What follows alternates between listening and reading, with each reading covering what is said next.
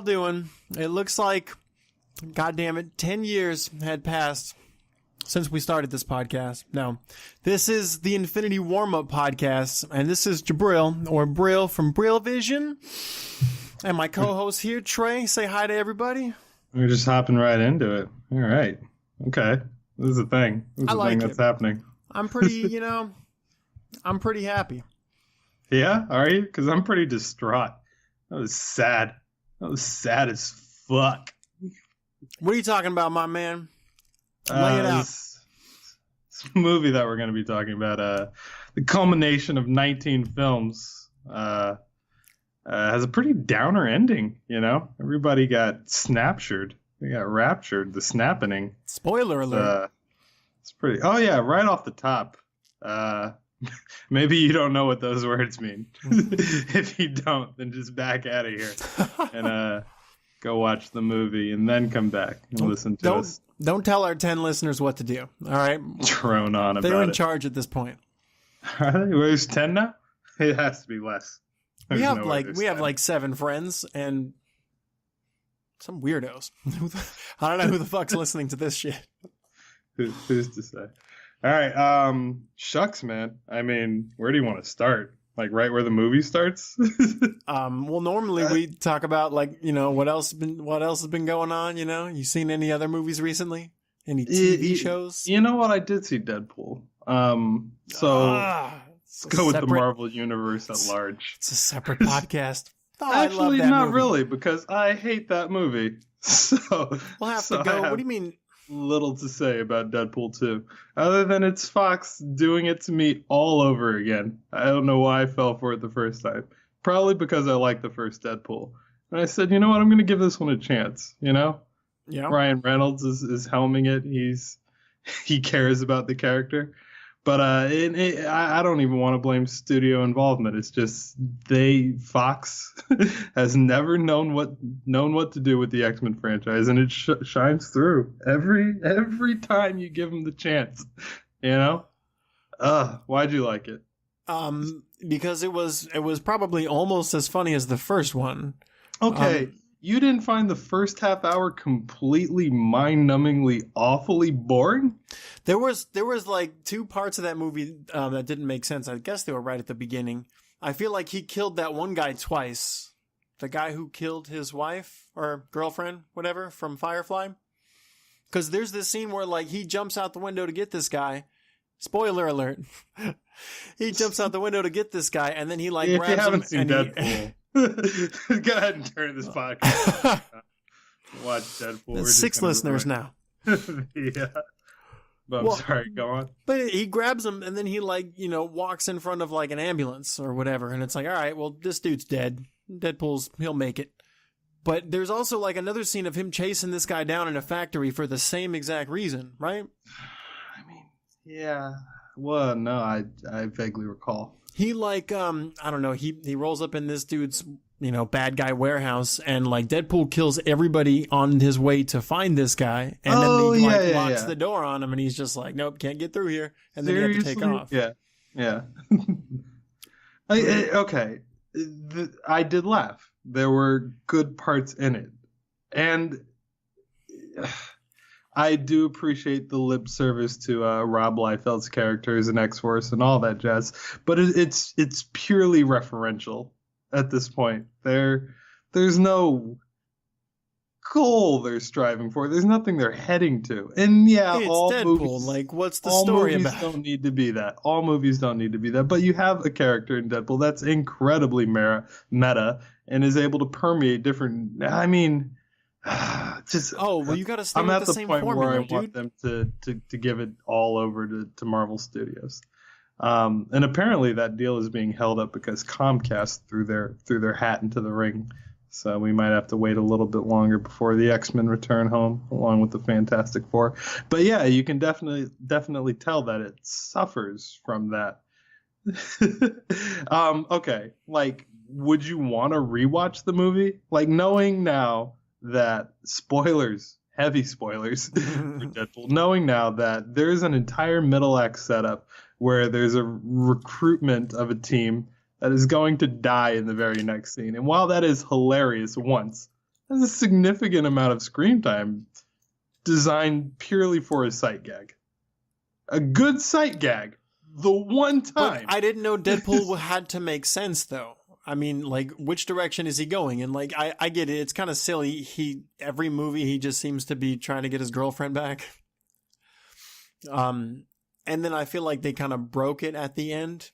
If they're actually going to use that, that idea that he's just teleporting through time and now she's back to life. It's just like, you guys are just retelling the same story. But I don't know. I feel like there was a lot to like about the movie.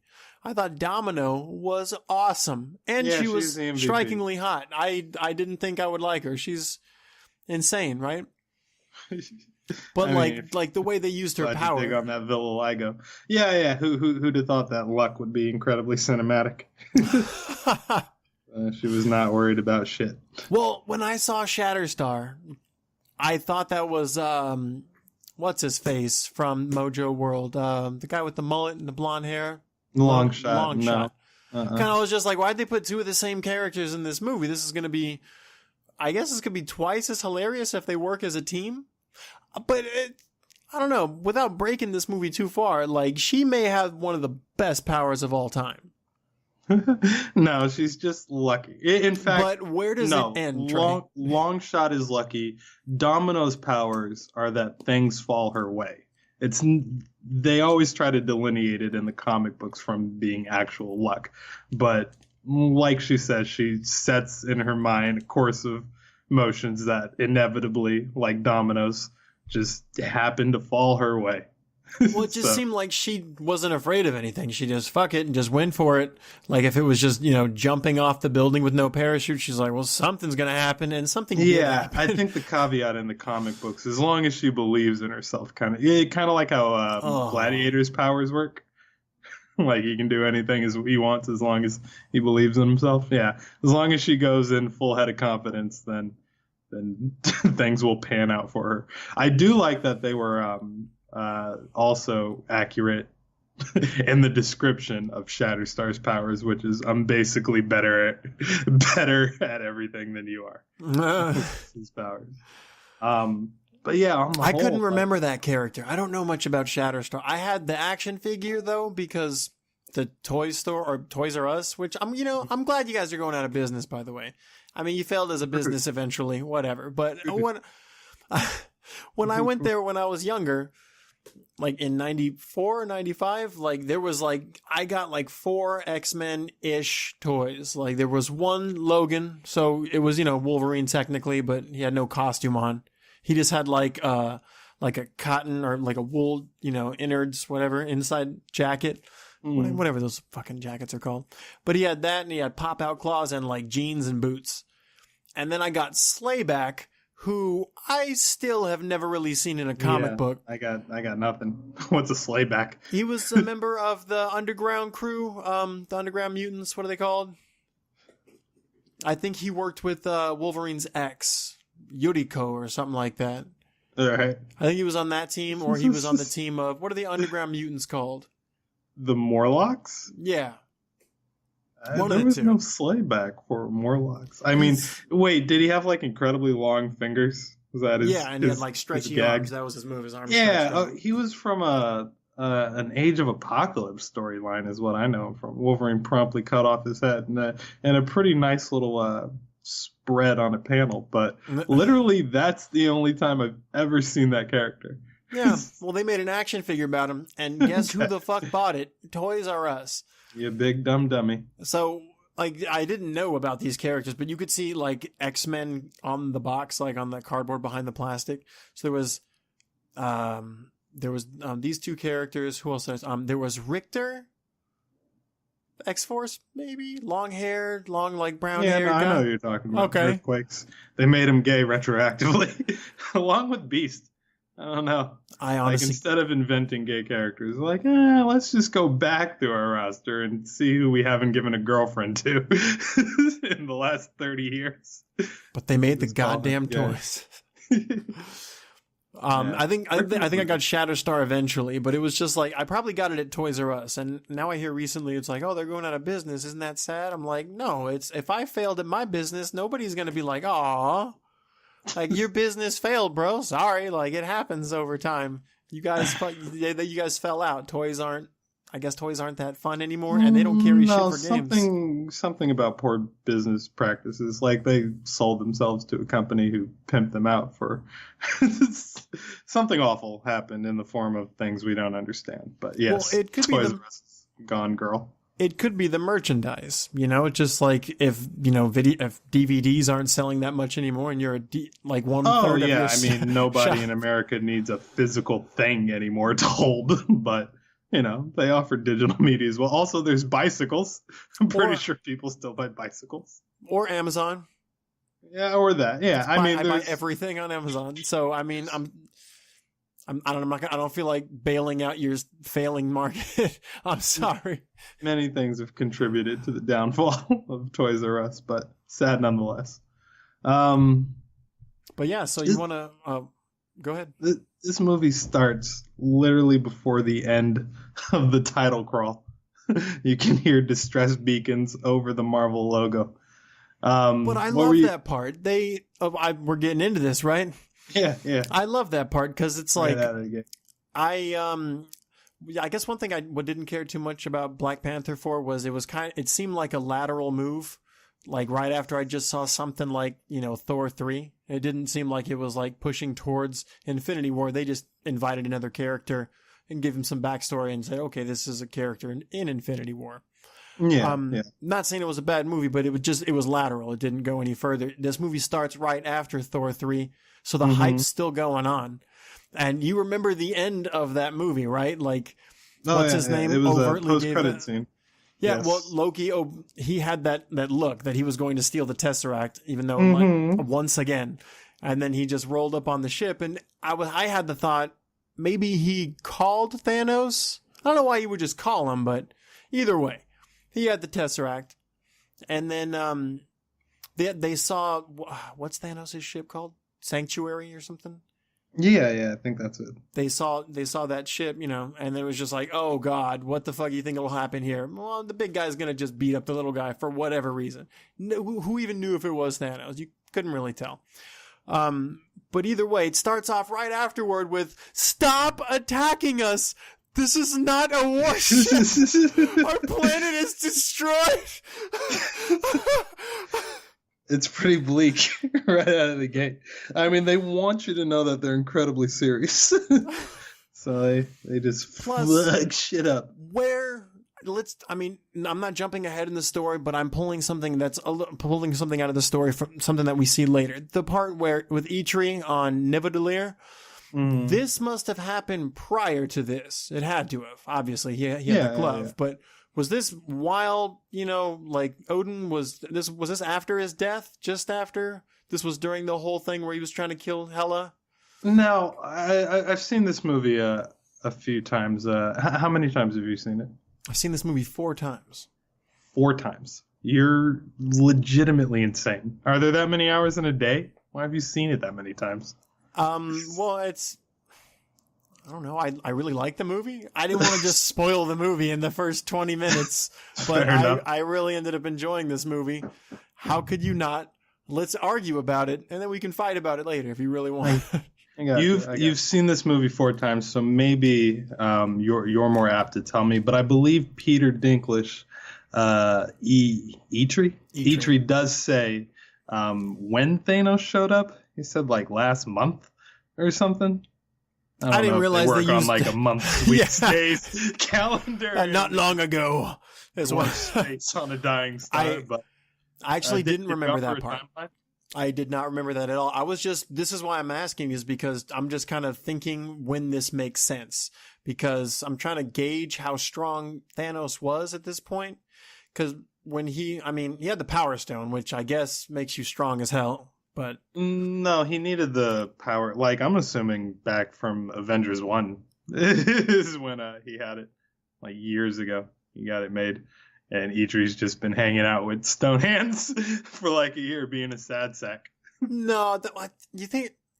But like, while Asgard was thriving, you think like they didn't know that Nidavellir was broken?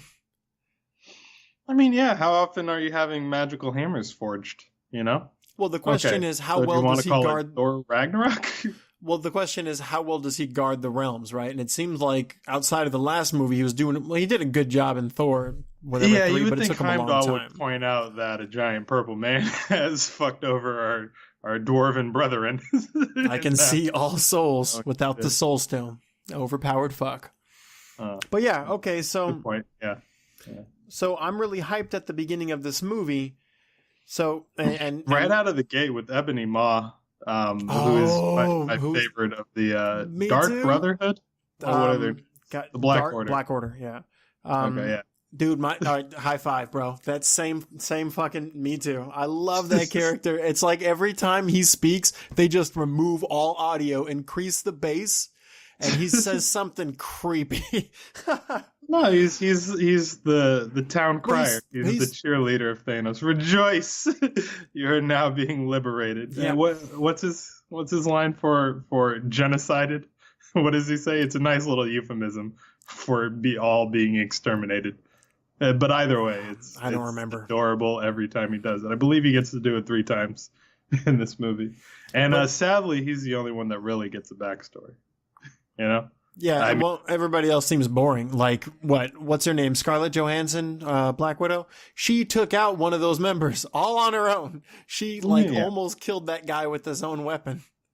And their powers are ill-defined, and I believe that was a girl. The Grim Reaper looking dude? No. That was a dark elf of some. There was a girl, but one of the Grim Reaper, the one with the hood, basically, I guess. It looks like the Grim Reaper, I suppose. Michael James Shaw. She stabbed him with his own weapon, and he was like, I can't move. And it was like, that's right, bitch. My ass. I'm all human, son. Suck it. Like, what the hell? Because that big, strong looking thing was probably Hulk status, probably equal in strength, if not more. Yeah, Cole Obsidian. Yeah. That's his name? Uh-huh.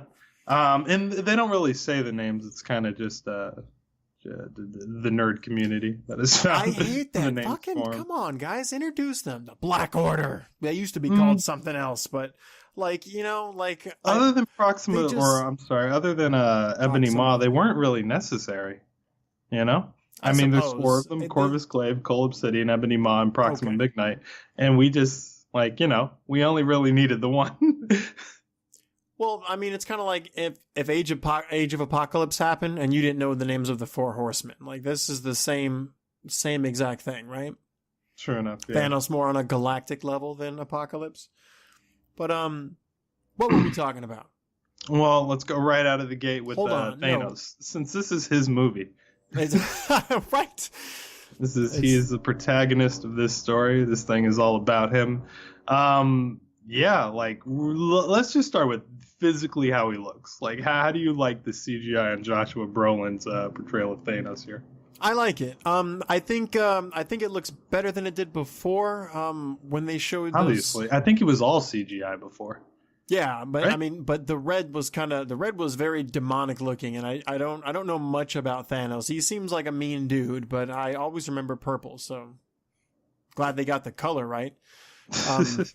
But I don't know. They're getting better at this whole thing. Like, 20 years ago, like making Hulk in CG is just like, fuck this. I quit. I'm not doing this.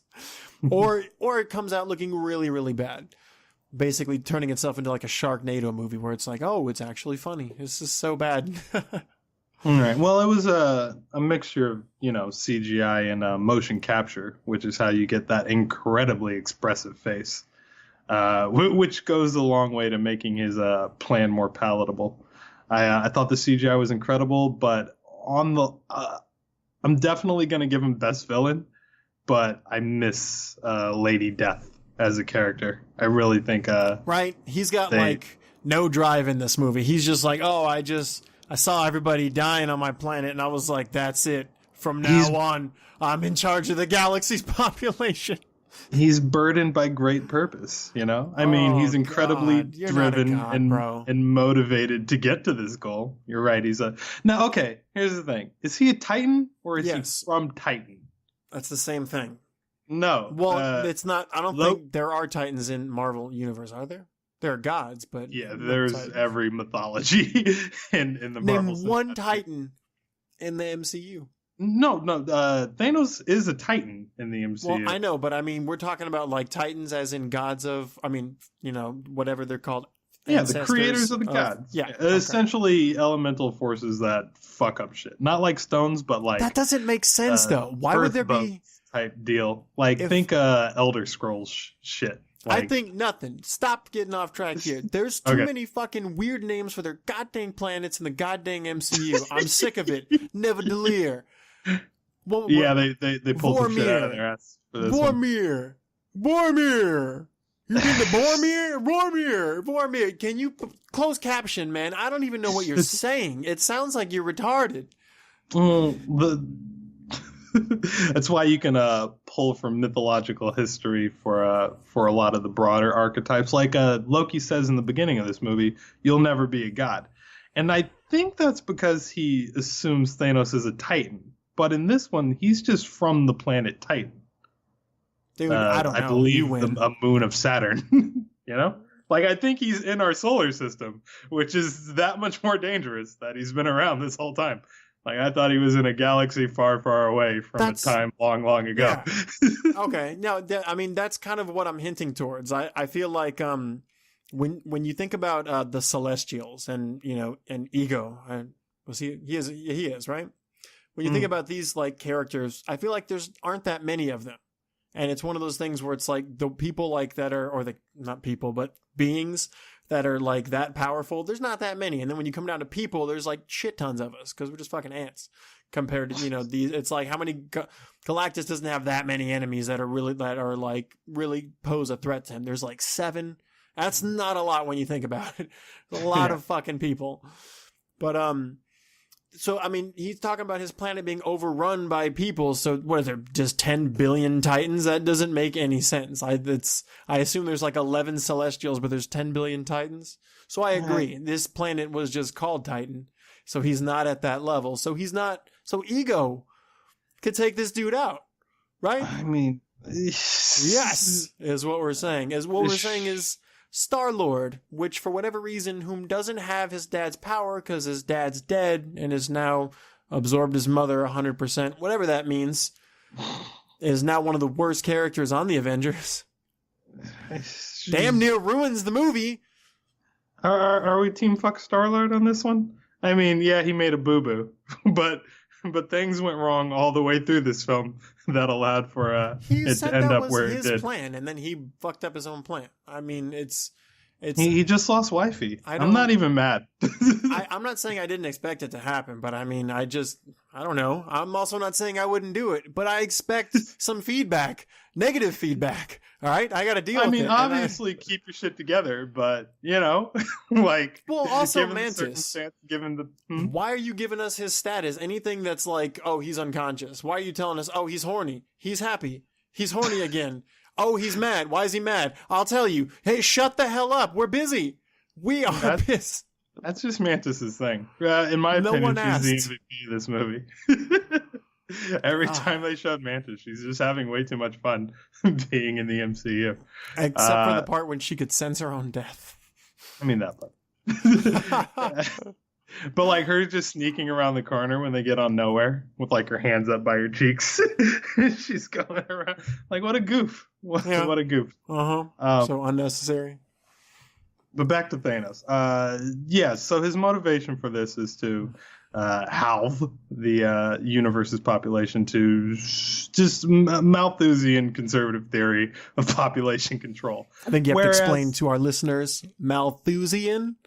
Yeah, it's just some social science theory saying that the Earth's resources are finite and everything Thanos laid out. Bill Burr has this theory too. He's essentially Bill Burr the villain. But when you have a gauntlet that's capable of controlling reality in all facets of existence, then you have heroes raising the question of why this? Why do it this way? Why not double the resources of everything? Why not, do something other than murder? Well, No, that's a good point. And see, like, I feel like we need to stunt the growth of the population, like to stop just expanding and don't let the river get any wider, basically. Exactly. And just sterilize everybody and start the Handmaid's Tale. Or half the people. But yeah. And then he's just like, let's just go ahead and get rid of them. But, what if everywhere was China? Would you agree with Thanos? I mean, no, never under any circumstance. But I just think it would be more compelling. And correct me if I'm wrong, but don't you think if he was pining, if he was doing it to appease a woman, in this case, the personification of death, wouldn't that make his motivation more compelling than I'm burdened with great purpose? No, you're right. No, I agree with that. A lot of Marvel movies, there's always some kind of human drive behind everything. In Deadpool, it's just like the whole movie exists because this dude's trying to get his girl back. It's just like, I mean, even though he's super awesome, hilarious, and he can't die, it's just like those things are interesting, but he still has to relate as a human, and this is a human emotion. It's like, where's Thanos? He's just, what'd you say? He said, I'm burdened with great purpose. And it's not even purpose. It's not even that I find that his motives have no emotional appeal. It's just it raises too many counter arguments as to the soundness of his argument, and he gets around that by being a fucking madman and a zealot, just a psychopath who wants his way, which is reason enough, which is why I'm willing to give him best villain status. But any argument he could make to bolster up his claim is just kind of invalid. I think it's just better from a storytelling standpoint, in my opinion, to have death be the thing he's pining for. I'm not that good at the storytelling, man. True. I don't know how to make the story better that way. I feel like this might just be me wanting to see Hela again, but I had gripe with that. Otherwise, Thanos is fucking frightening and perfect in every goddamn way. Yeah, I agree. That fight that he has with Hulk at the beginning, I want to point out that the second out of 4 of my visits to the theater to see this movie, I was about 5 minutes too late, and I was really upset because I showed up with I'm pretty sure I got a snack. That's why I was late. But fatty. I'm going to see the Avengers. I can't leave during the movie. I need to get my snack now. You also can't drink a single beverage. It's 2 hours and 30 minutes long. Wait, what? Did you pick different spots to go to the bathroom at each showing? No, but I'm saying I'm not going to go see this movie at the theater without having some kind of snack. Are you kidding me? This is too long. No. I got you. I want to enjoy myself. I'm not watching Ant-Man. Oh, I'm watching the goddamn Avengers. He's on house arrest. But, yeah, so I missed the part where Thanos beat up Hulk. By the time I got there, what's his name? Heimdall was like, all fathers grant me the strength to send, for whatever reason, Bruce Banner back to Earth instead of Hulk, or instead of Thor. I'm retarded. Because I feel like sending Thor back might have made a whole bit, I don't know. That could have shaken up the movie a little bit. He might have not gotten his hammer or axe, but...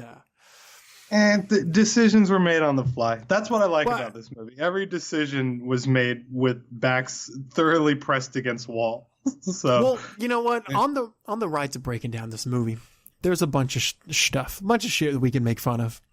And we're gonna get I'm gonna talk about my first hate right now. I love the movie at the beginning, the whole intro, where it just fires up and it's like this planet is attacking, yada yada. I feel like they killed everybody, it looked like, they killed everyone except Hulk or Bruce because he was transferred back, and Thor. Yeah. But I thought he kills half everybody. What's that all about? And Thanos even says on the ship, he killed half my people, and because you don't see Korg and Valkyrie and what the fuck? A bunch of other people. Well, I'm assuming they just took Loki's ship and skedaddled with a handful of Asgardians, or the other half, as it were, and dipped before shit went pear-shaped, But he didn't kill Thor. No, well, I mean, he thought he did. He blew him up in the vacuum of space and then hopped in a portal and went away. This guy knows nothing of Odin? Bullshit. I mean, Bullshit. Nobody don't be claiming that they don't know Odin, all right? I feel like you're trying to equate it to like a James Bond death where like a bad guy hits a switch and slowly lowers James Bond into a pit of sharks. Like, it's not that. He used the Power Stone to blow him up into the vacuum of space. Or like when Black Panther man is dead. When Black Panther gets thrown off the waterfall, assumed to be dead in a I need to kill you to take your place kind of situation. Yeah. Yeah, that one. Look. You know what? Yeah, I say let water decide that too. That seems like a solid death. Don't you got to kill him and bury him? Can't just get rid of him. Who knows what happened? Did it's really about chopping heads off. I mean, like those ones seem legit. Like I would dust my hands off and say, "Job well done." I've killed the hero. Not if it was the Black Panther, and I don't care if he took that anti-Black Panther serum. Even without that serum, if we go back to the comics real quick, the reason that his family line eats that fruit is because they can take that fruit. All right, so they're just super in general, like not Captain America level by blood, but they're better than normal people. Anyways, moving on to one of my points. Yeah, Hulk, what the hell, bro? What's going on, dude? You hit Thanos you hit him like twice and then just got rocked. Check it out. I know we didn't have a World War Hulk movie, but we did have a movie where you were declared basically the king's pet, the king's #1 contender. Yeah. You had your own room. All you did, look, Bruce Banner / Hulk on planet Earth. Okay. He is only Hulk when he can be, or when he can control it, or when there's an Avengers attack, right? He's Hulk 24/7 on this planet. All you do is fight. They're carving you into the mountain or whatever structure where the Colosseum is held in honor of how badass you are. You're basically cosmic level. You hit this guy twice and got your ass rocked. I know he used the Power Stone a little bit. Otherwise, he probably couldn't do the whole one-on-one thing. But it's like you don't know how to fight all of a sudden. Well, Hold on. Trey, this is what I've been saying since Avengers 1. He's getting his ass kicked by Thor. Like, he's not losing fights, but he's getting, like, knocked across the ship. In Avengers 1, Thor, like, hit him with the hammer, and then he flew through, like, a couple of, like, walls or whatever. Like, that's getting your ass whipped. I don't care what anybody says. Just because you come back doesn't mean you didn't lose that round. You lost that round. He's been getting his ass kicked, like, during Thor in the Colosseum, during Thor Ragnarok. Thor beat the shit out of him. And then went God mode on him, and they were just like, can't let this happen. So, I mean, I'm actually kind of glad, I guess, but you stunted the whole movie, and now you've proven yourself a terrible Avenger. I don't care that you've donated yourself as Bruce Banner to help the team. Like, I'm not talking about Bruce Banner, though. I'm talking about Hulk. You're a terrible Avenger. I don't want you on the team anymore. Yeah, he's an incredibly durable man-child, and it just helps that he has godlike strength, but clearly no formal schooling in martial arts, because fucking Thanos worked the body. Like, I don't think Hulk had ever been punched in the liver like that. Did you hear that noise he made when he got hit in the neck? That ruined his whole day. He's so sad about that. That's what Thor did to him. Thor, like, knocked him, like, 100 feet away across, and then he, like, broke the, the bleachers.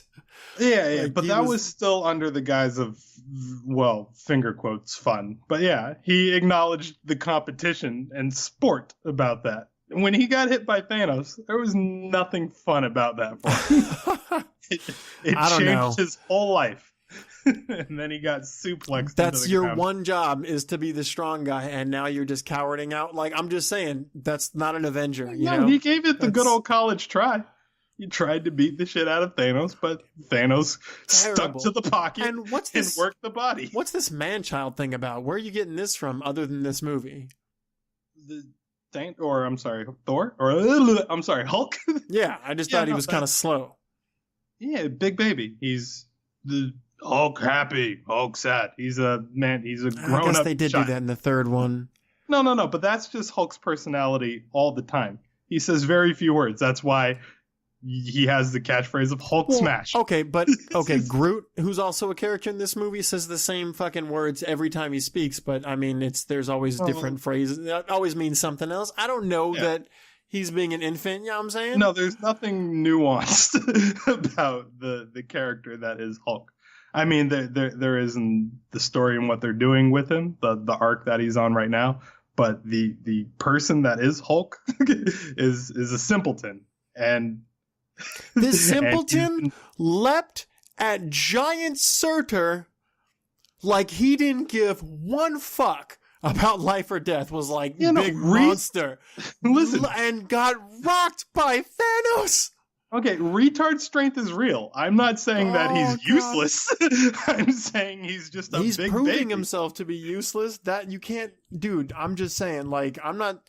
Like, you can feel however you want to feel about this. I feel like there's no reason to cower it out and then come back to the Avengers later and be like, hey, guys, like, this isn't a problem you can have. We can't have this on the battlefield where this guy's like, and then he just goes home. Tony Stark gets his ass kicked all the time. Do you remember Captain America, the Civil War? That scene where he's just like, Friday, what do I do? And then in this movie when Thanos just rips his helmet off and he's just like, oh my god, like this Titan has me with like 2 stones in his hand and a glove by the fucking grips. What am I gonna do? This dude's all hero. Hulk, you bitch, get off the team. So you need some training, we're gonna skip ahead a little. I was gonna try to keep you on track a little chronologically, but let's talk about the Hulk a bit more, because I'm getting the sense that you don't like the erectile dysfunction arc that they put him on throughout the rest of this movie. Like, are you not happy with seeing Bruce Banner trying to come to terms with what the fuck happened to him in space throughout the rest of the film? I mean, yeah, it's a bit of a cheat that it's different from the trailer, but I felt like the movie more than proved its worth to the point where, I don't need a Hulk. And in service of not having a Hulk, they gave us a good story with Bruce Banner. And they've been fighting without Hulk since he left in Civil War 2.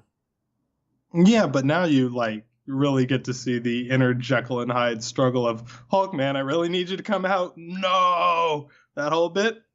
Okay, fine. How come he didn't try to commit suicide like he always does in this movie? They were up against it the entire time. See, it's because here's why. Look, no one's that smart. You're embarrassing me in front of the wizards. You're smarter than the people writing this movie, dude. Like, I feel like you overthink it sometimes. I think that they thought that we think because people do things. People think this weird thing, like, okay, in X-Men 3, they didn't want to have Nightcrawler and Beast in the same movie because you couldn't tell the difference as an audience member. It's a lot of blue. Yep. Throwing some mystique. It's a problem. She was there anyway, so it's like we can't just get rid of her. She's been here the whole time. It's stupid shit like this that people actually think of when they make these movies. So people think that Hulk just can't be beat, and so he would just typically beat the shit out of Thanos, and movie would be over. Just like he did with Thanos' army for the most part. I mean, not single-handedly, but he took down some giant ships that I'm pretty sure, whatever those flying things are stronger than Thanos. Like, the punch that they must hit on impact. You know what I mean? Like, when he went Hulk and that thing was coming at him in Avengers 1 and he socked it in the face and he smashed it on the ground, that giant ship-looking creature, stronger than Thanos. It's gotta hit harder than Thanos. This dude just was like, wham, like, what of it? This is no big deal.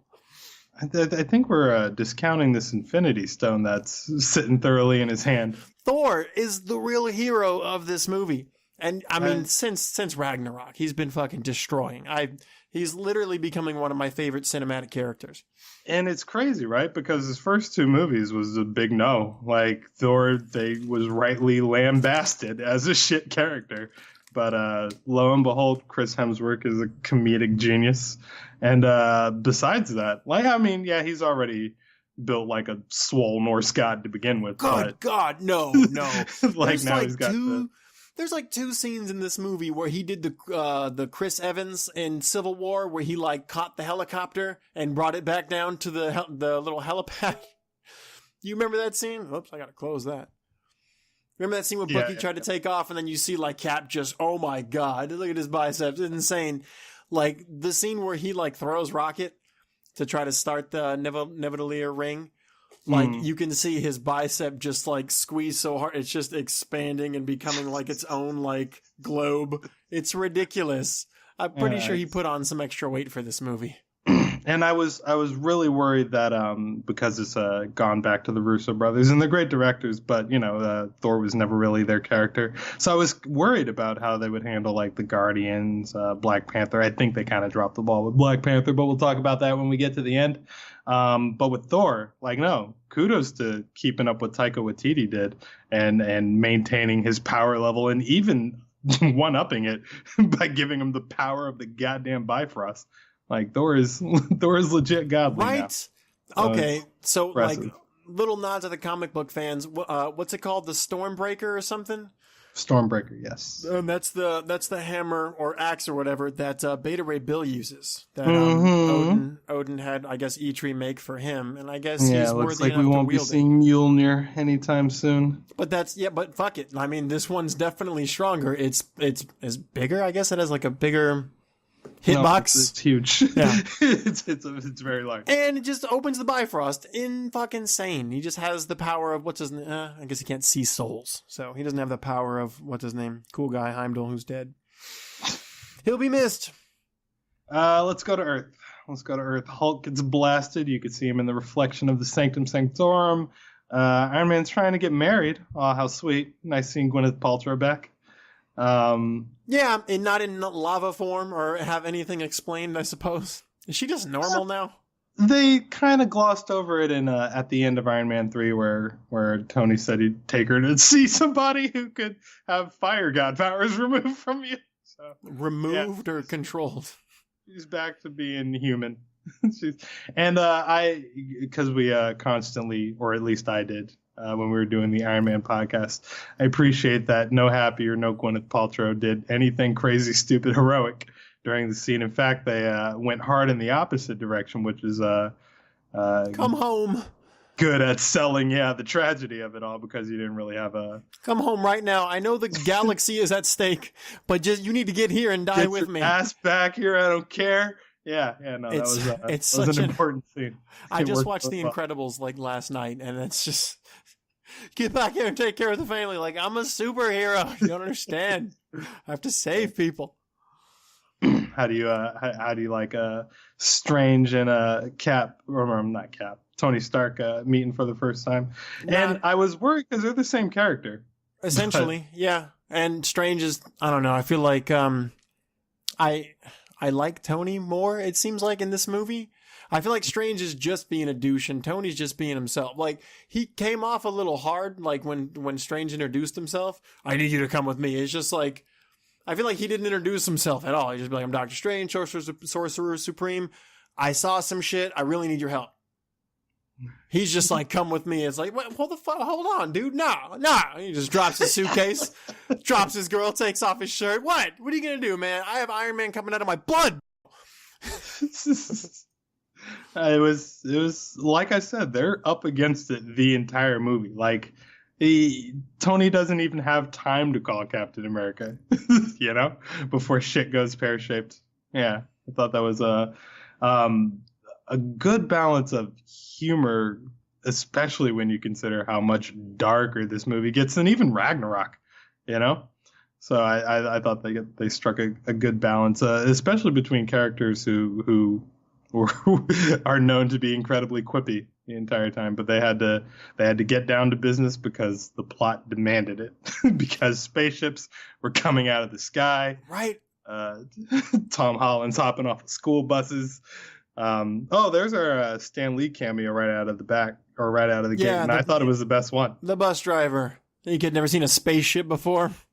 Yeah, and it was the most in context one, because usually they break with the scene to really hammer home the fact that, hey, you're talking to Stan Lee right now. But no, as a bus driver just trying to get kids out of there. Yeah, that's a good cameo. I love Ned. We're all gonna die.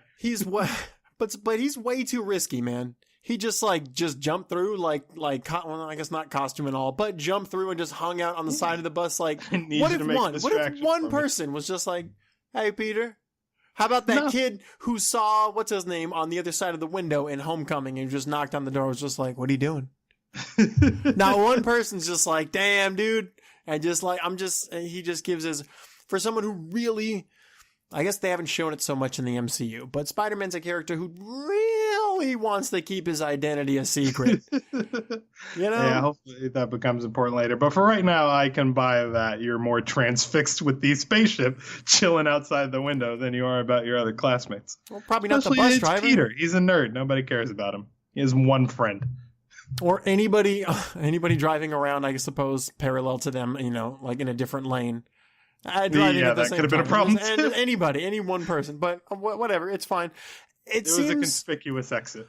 It seems like, well, you said something, I think, in the Homecoming podcast, and you were wrong. It's okay. I corrected you. There was no indication of a spider sense, but now we finally get our first sense of spider sense with the hairs tingling, which is actually pretty accurate for Spider-Man. It's the first time I've seen them do it like that in any movie, right? I don't think it was new. they did it with Tobey Maguire, did they? I don't think so. I distinctly recall a slow motion fly. I feel like, I don't know. I did feel like there was like a weird slow glance on his arm hair or something. Yeah. Okay, so it's not the first time, but yeah, it's pretty on point because that's how spiders sense is, vibrations in the air with their hairs. So that was kind of cool. Yeah. Then we get our second Ebony Maw monologue. God, this is a teenage fucking Avenger, dude. He's such a weenie, dude. What do I do, Mr. Stark? Hey, Mr. Stark, what do I do? Hey, bad guys. Yeah, he's here to impress. And what was the line that Stark said? What's the Mr. Stark thing about? A monster is trying to steal a necklace from a wizard.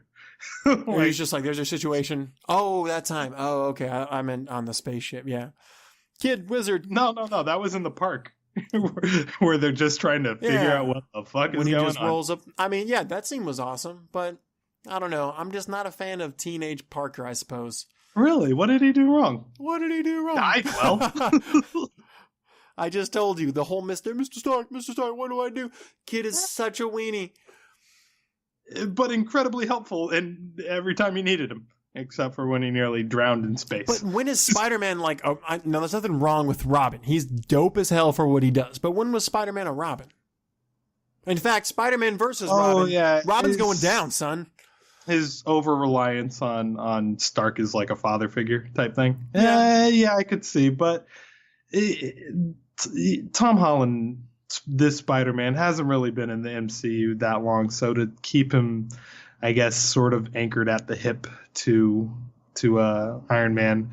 It's good for at least, this movie. Although I'd say going past this movie, but he's currently, a heap of ash on a distant planet right now. So it's hard to gauge the future of this Spider-Man. But now he knows more people. So that's good.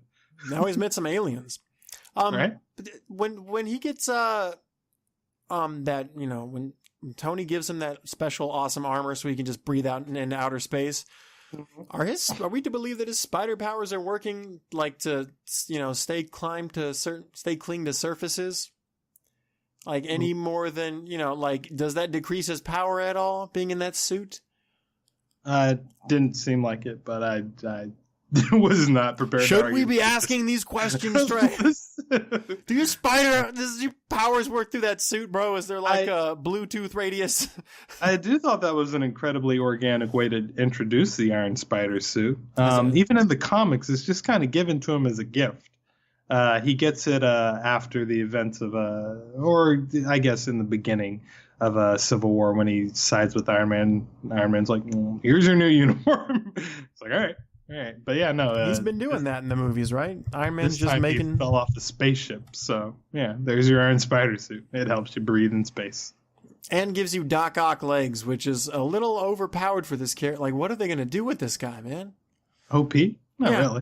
Spider's got 8 legs, yo. Got to represent. Rockin' Team Spider. I feel like web swinging would be a lot harder with all that metal. Anything else...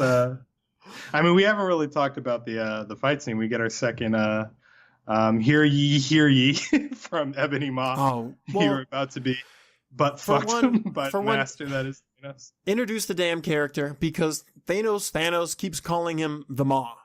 His name, the Maw. I assume the Maw is dead. I don't know what that means. It sounds like you're saying the Maw, the Maw, the Maw. Like, are these even words? The Maw? What the fuck is a Maw? Like, surprised you even caught that, and no, I don't recall them ever saying their names at any point during the film. He says that when he arrives, what is it, on his back planet? On Titan? Yeah, when he's talking to Doctor Strange. Yeah. But I thought he said something like, "I assume the sorcerer is dead" or something. I didn't know he called him Maw. No, he said okay, Maw. But yeah. I don't know what a Maw is, but they could just say Ebony Maw. I guess Ebony's a bad word to say. He might be the only one referred to by name of the Black Order. You're probably right. But either way, he had an incredible scene with Strange. Yeah. Well, the first, so the scene where he's fighting Strange and Stark and Wong, and I guess Bruce is there for like a moment. Mm-hmm. Like when he sends that big, pull your shit together, Banner. When he pulls that oafish character at him, like, and they just throw him right back, and then he just moves his hand, and this 3-ton being just flies over this guy who's stronger than anything on Earth. Just moved him really quick. I was like, at like a hard right God. Angle too. He was so spot on, dude. Like everything is the kid. It was just smooth as hell. He's literally my favorite character in the movie.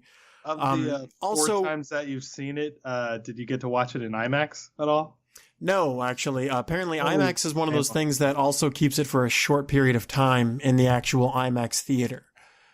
So I think when the movie came out, it was like a week before I went on that cruise. So I'd seen it like once that week, and then I went on the cruise, and I came back, and at that point, it was probably all gone. I couldn't see RPX. I couldn't see any of it. But I saw it a bunch, and it was great. In regular definition, and on the largest screen. Don't make fun of the regular definition, all right? I'm not even going. I saw it in reclined chairs. It looked incredible. 2 of the times. Yeah, they had a great shot when Ebony Maw throws Strange up against a building and then immediately goes to like face to face him, but he's upside down. Yes, and the camera slowly rotates to give you that perspective as the building blocks come around him. Like, right. The Russos are just incredible directors. That seems incredible. That's what I'm saying. Like, I guess there's like 3 parts to movies. It's like sound overall, audio quality or whatever, or movies like The Quiet Place, where like they honed in on certain sounds and they made it sound more, I guess, epic. Remember like the waterfall scene in that movie? But like, I swear it sounds so bad. What was it? Audio, visual, and then the story, right? So it's like, it's visually appealing watching this shit happen. These fights are awesome. Him versus Strange I thought was dope, but Strange is severely outclassed. Sorcerer Supreme, my ass. For what, 2 weeks?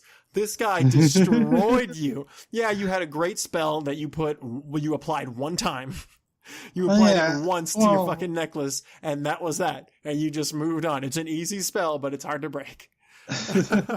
I do like the language of magic in this film, more so even than in Doctor Strange in Hell.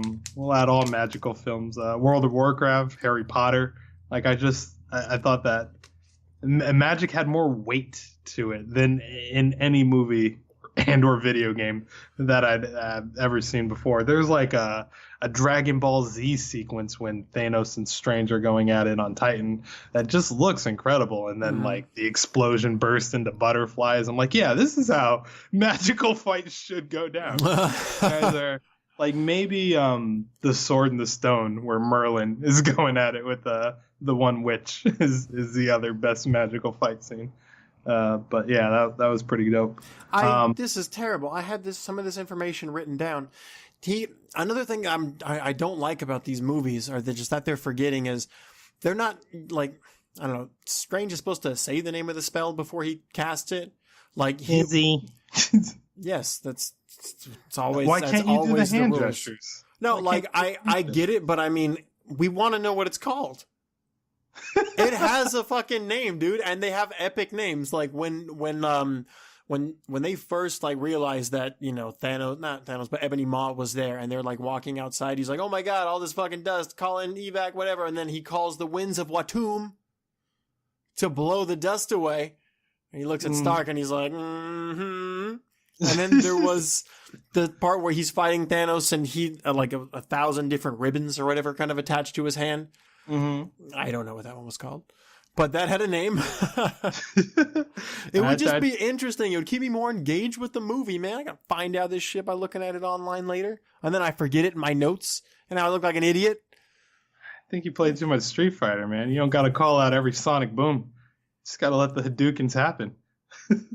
No, fuck that. You gotta say Hadouken, otherwise it's too awesome of a sneak attack. You can't just roll up behind somebody and explosion. That's not fair. I have to hear the kame. I see what you're saying, yeah, but they have the hand gestures. I'm okay with it. Any more on this fight? Bruce Banner making the phone call to Steve Rogers. Yo, Tony Stark and Cap didn't even talk in this movie. They're saving the Avengers Assembled for the last one. It's gonna be dope when they say it. Yeah, I guess you're right. Yeah, okay. When they just did that scene where he pulled out a flip phone, I feel like I talked to a few people afterward. They were just like, "Yeah, how crazy was it seeing Tony use a flip phone?" I was just like, do you know why he had that flip phone? Does anyone remember? Right, it's Civil War, and I'm not going to be incredulous with people or fans that go and watch this movie and don't understand it. But I read a few reviews from people who hadn't seen all of the previous MCU movies prior to this, like professional movie reviewers. Yeah. And granted, it's for like the fucking Spokane local quarterly report journal or whatever, but still, like, don't negatively review a film in which you haven't seen all previous 19 installments. Like, the little true. Knocks like that from not catching all the continuity beats. But anything else you wanted to say? It's only been 10 years. Well, are you talking about just that scene on Earth? I don't know. Just aliens invading the planet just looks so much better now than it did in Fantastic Four: Rise of the Silver Surfer. Like, just I know it's been decades, but just what a just increase in quality we can get from computer graphics. This is insane. It's not even the convincingness of the computer graphics anymore. Honestly, it's just a story that it's well composed, put together with this singular-minded purpose. Like, there's movies with claymation that you can be just as easily emotionally invested in as long as they're doing it right. Like, this is the biggest knock against DC and Steppenwolf's mother boxes and anything stupid like that. Where like this is a Thanos movie where we know all of the bad guys and the henchmen, you know? Mm-hmm. Like, we're on the sides of all the B characters that are getting their asses kicked by the hero, you know? Like, this is the first time in the history of movies that this has ever happened. And I can see DC diligently trying to catch up to it, but give up at this point. You're not touching it. After this New York scene, don't be so hard on him. Favorite part of the movie, and it's the transition to the Guardians of the Galaxy with Rubberman playing in the back. Yeah, it was easily the best part. In the entire movie. I got my head nodding to that one. Again, I think fucking Rocket and Drax, dude. Just give me like a 2-man crew or just a cartoon or some shit of just these two just having adventures and just talking shit and making fun of people the whole time. I don't know if the story's better just because they have a team to make fun of, but I love these two characters the most. In fact, Rocket and Drax? I felt like Drax didn't have much to do with this movie. Are you There's kidding a few me? characters. There's a few characters. Mantis, Drax, Falcon War Machine, and Black Widow. Very underserved. Well, and most like of the understandable. Guardians. Most of the Guardians, but I mean, okay, not really. He may have not had a lot to do with the whole movie, but I thought you meant he didn't get a lot of screen time, because I was like, do you remember that scene? That he's just there for humor, remember? Mm-hmm. Remember that scene of like Gamora making out with Chris? Did that Chris get Pratt? you? That was hilarious. That was one of the only jokes that didn't do it. Oh, come on, man. Completely still. Maybe it's because it just lasted a little longer than... Like, I understand that they wanted to come right back around to being hilarious, but it didn't make that trip for me. But yeah, well, the part where they added Mantis at the end, it was like, Drax. Now we're just what's it called? Beating the same bush. We're just hitting the same note, just dragging it out. That was But no, I thought Drax was hilarious.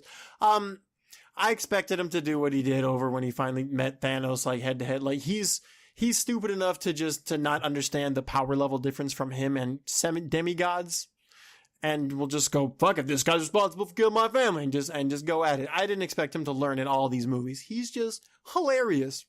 I expect the same from Rocket too, and I feel like they deliver on that. He's pretty funny. Rocket was deadly serious this whole movie. I'm Except gonna for the get part- that arm. He means it. Well, okay, let's talk about that part. Well, okay, at that scene where they're running towards the dome, you see Black Panther and Captain America. This makes sense because in Civil War, these two are fast as hell. But guess what? Bucky's faster. And why is he in the back with a gun and a metal arm? And this dude's possibly stronger than Captain America. He's definitely faster than Captain America.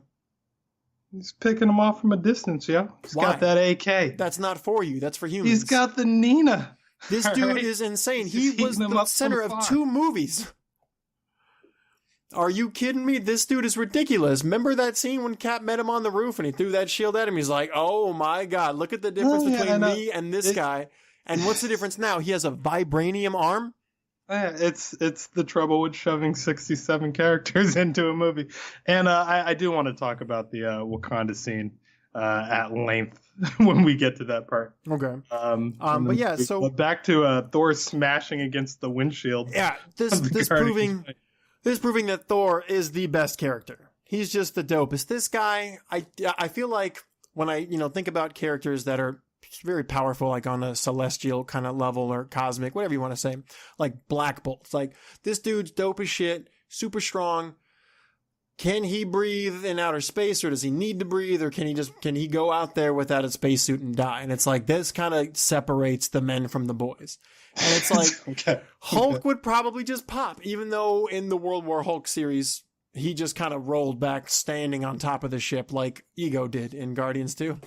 He was just standing on top of it like, fuck life, I'm coming to kill you guys. But Thor's alive in outer space, everybody. This is a big deal. No other Avenger can do this. Strongest Avenger?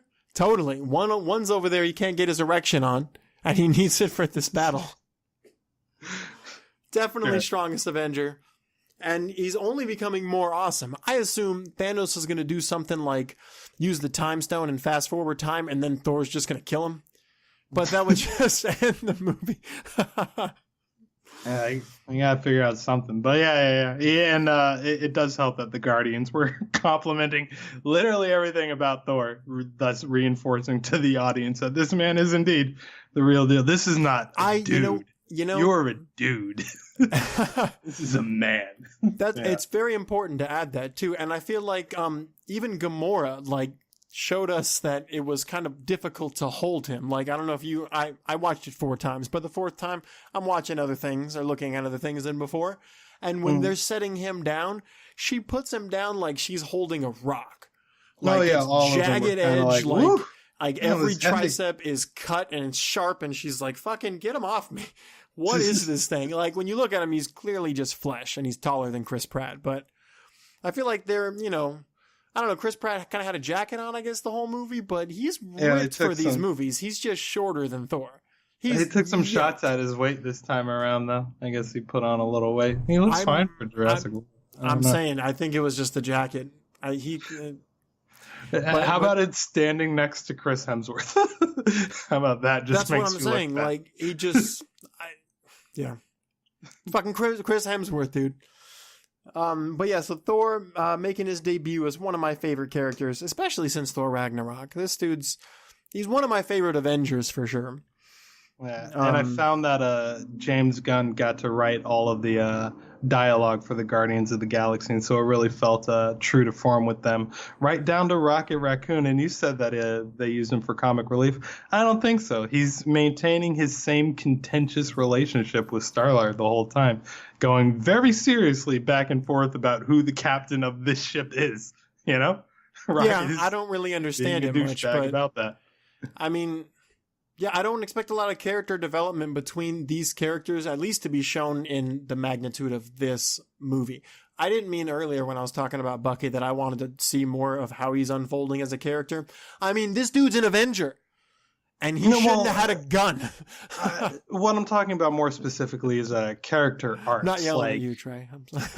I see what you're saying, but character arcs within the film, like Groot, is incredibly underutilized, but he has a very good arc in the film of, giving up his arm to craft Thor's weapon. About that. Yeah. He we'll can go there. lift the hammer. Yeah, I don't think the rules of Mjolnir seem to apply to this one. Like Mjolnir was sort of blessed by Odin.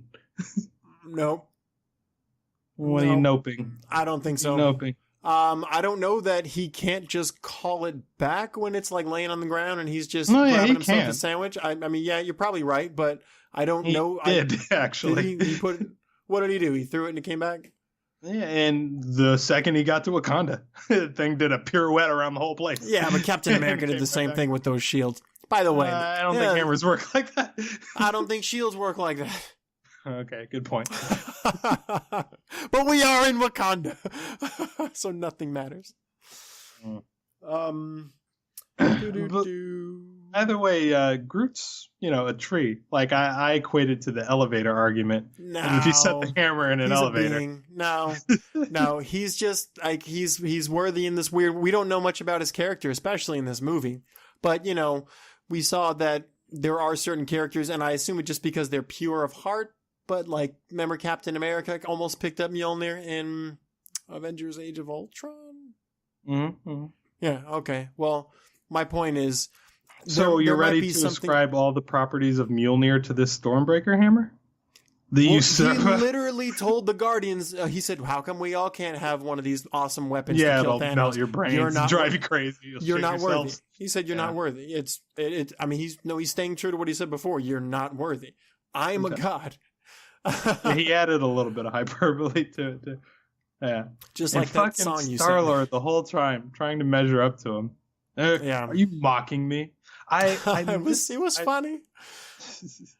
I missed a lot of the not a lot, but a few of the jokes in this movie because they were doing like I guess an homage to Michael Cera's mumblecore throughout the early 2000s, where they just sort of mumble lines over the top of each other. You could see it with Thor and Chris Pratt when they're having their back and forth, and Gamora's interjecting with "Stop making fun of him," and Thor's like, "Yes, cut it out." And like they did that a few times. You can't really make out what they're saying because, well, my theater was laughing at every little thing, but yeah, even Tony. You saw it fresh, didn't you?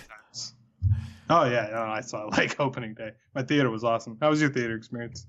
All of them were awesome for the most part. I don't remember anything in particular about any douchebag. I mean, they're hit and miss, but I see a lot of films. Audibly gasped when the Red Skull came back on the screen. Like, I feel like I should even say spoilers for the Red Skull. Yeah. I don't know about gasping, but I mean, I guess it makes sense that he went through one stone and came out the other.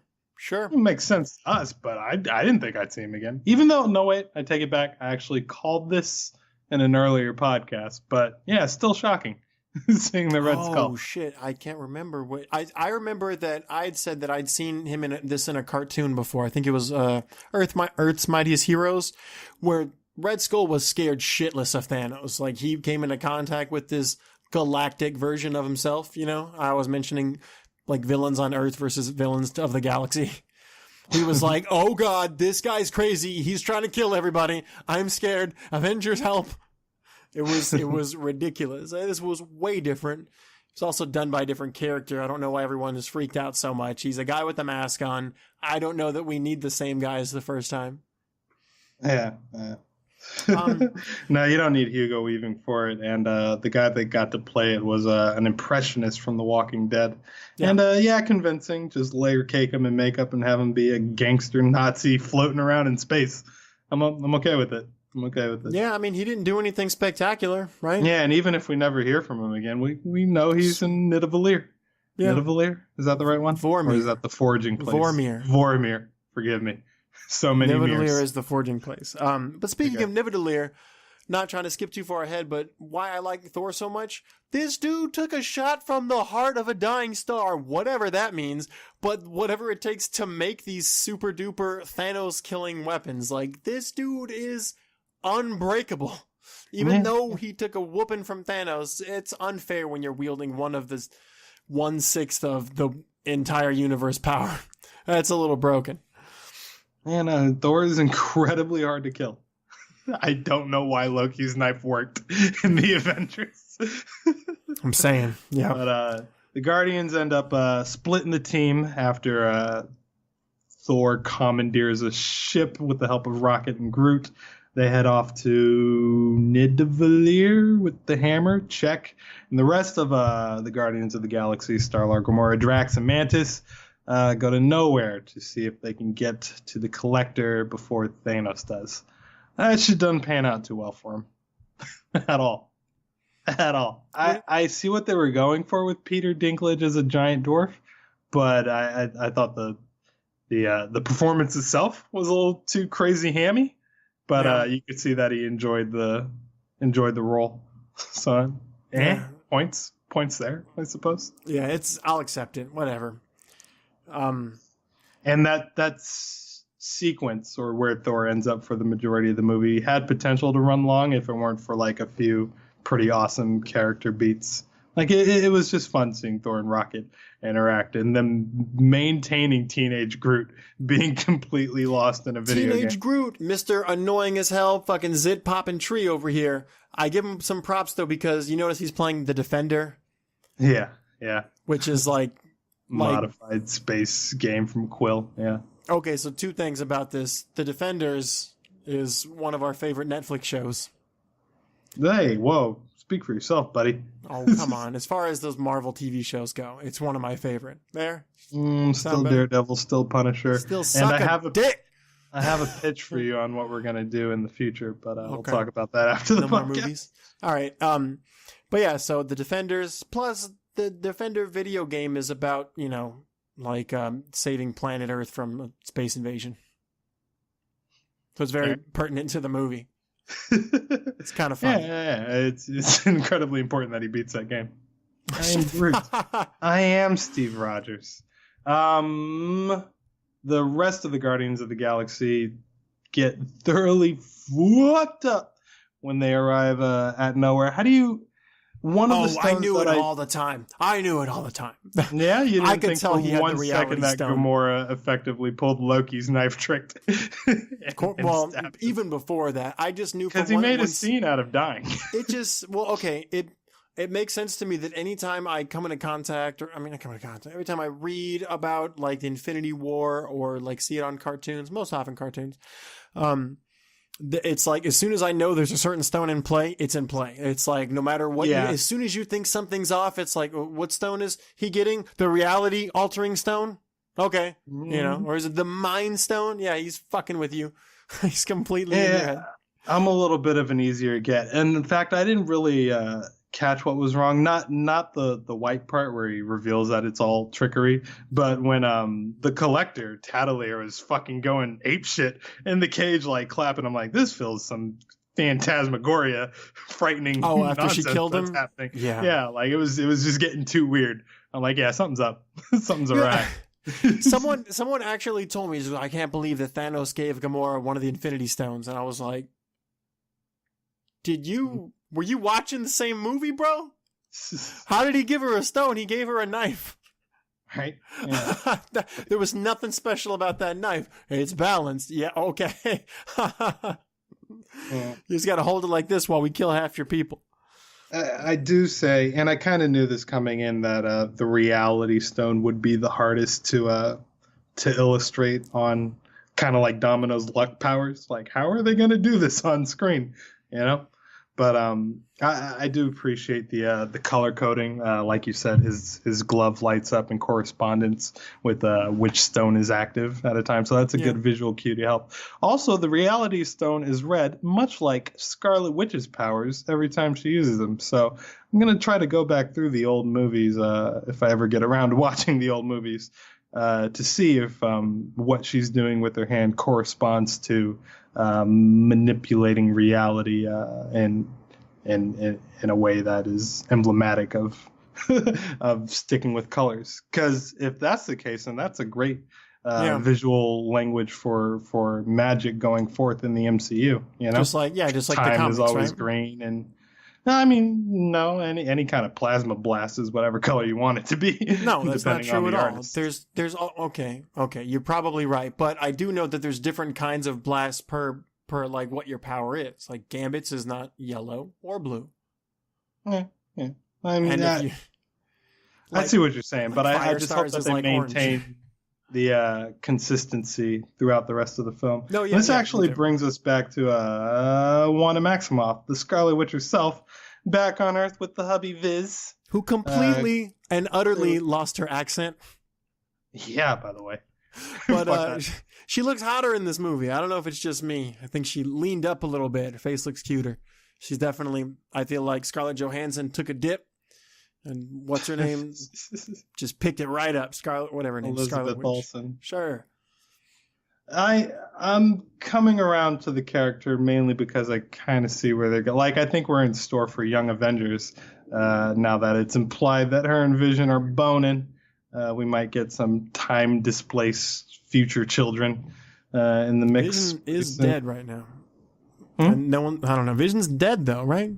Yeah, but I guess she could bring him back to life with conceive children in a normal way. All right. He's still an android. Hey, we're talking to the audience here. All right, we're not. All right. So in the just you and comic me. books, Scarlet Witch's children, Wiccan and the Fast One, are just a product of her mind. Like, she creates them through some reality warping ability, and I think Hex, that they right? might hex magic.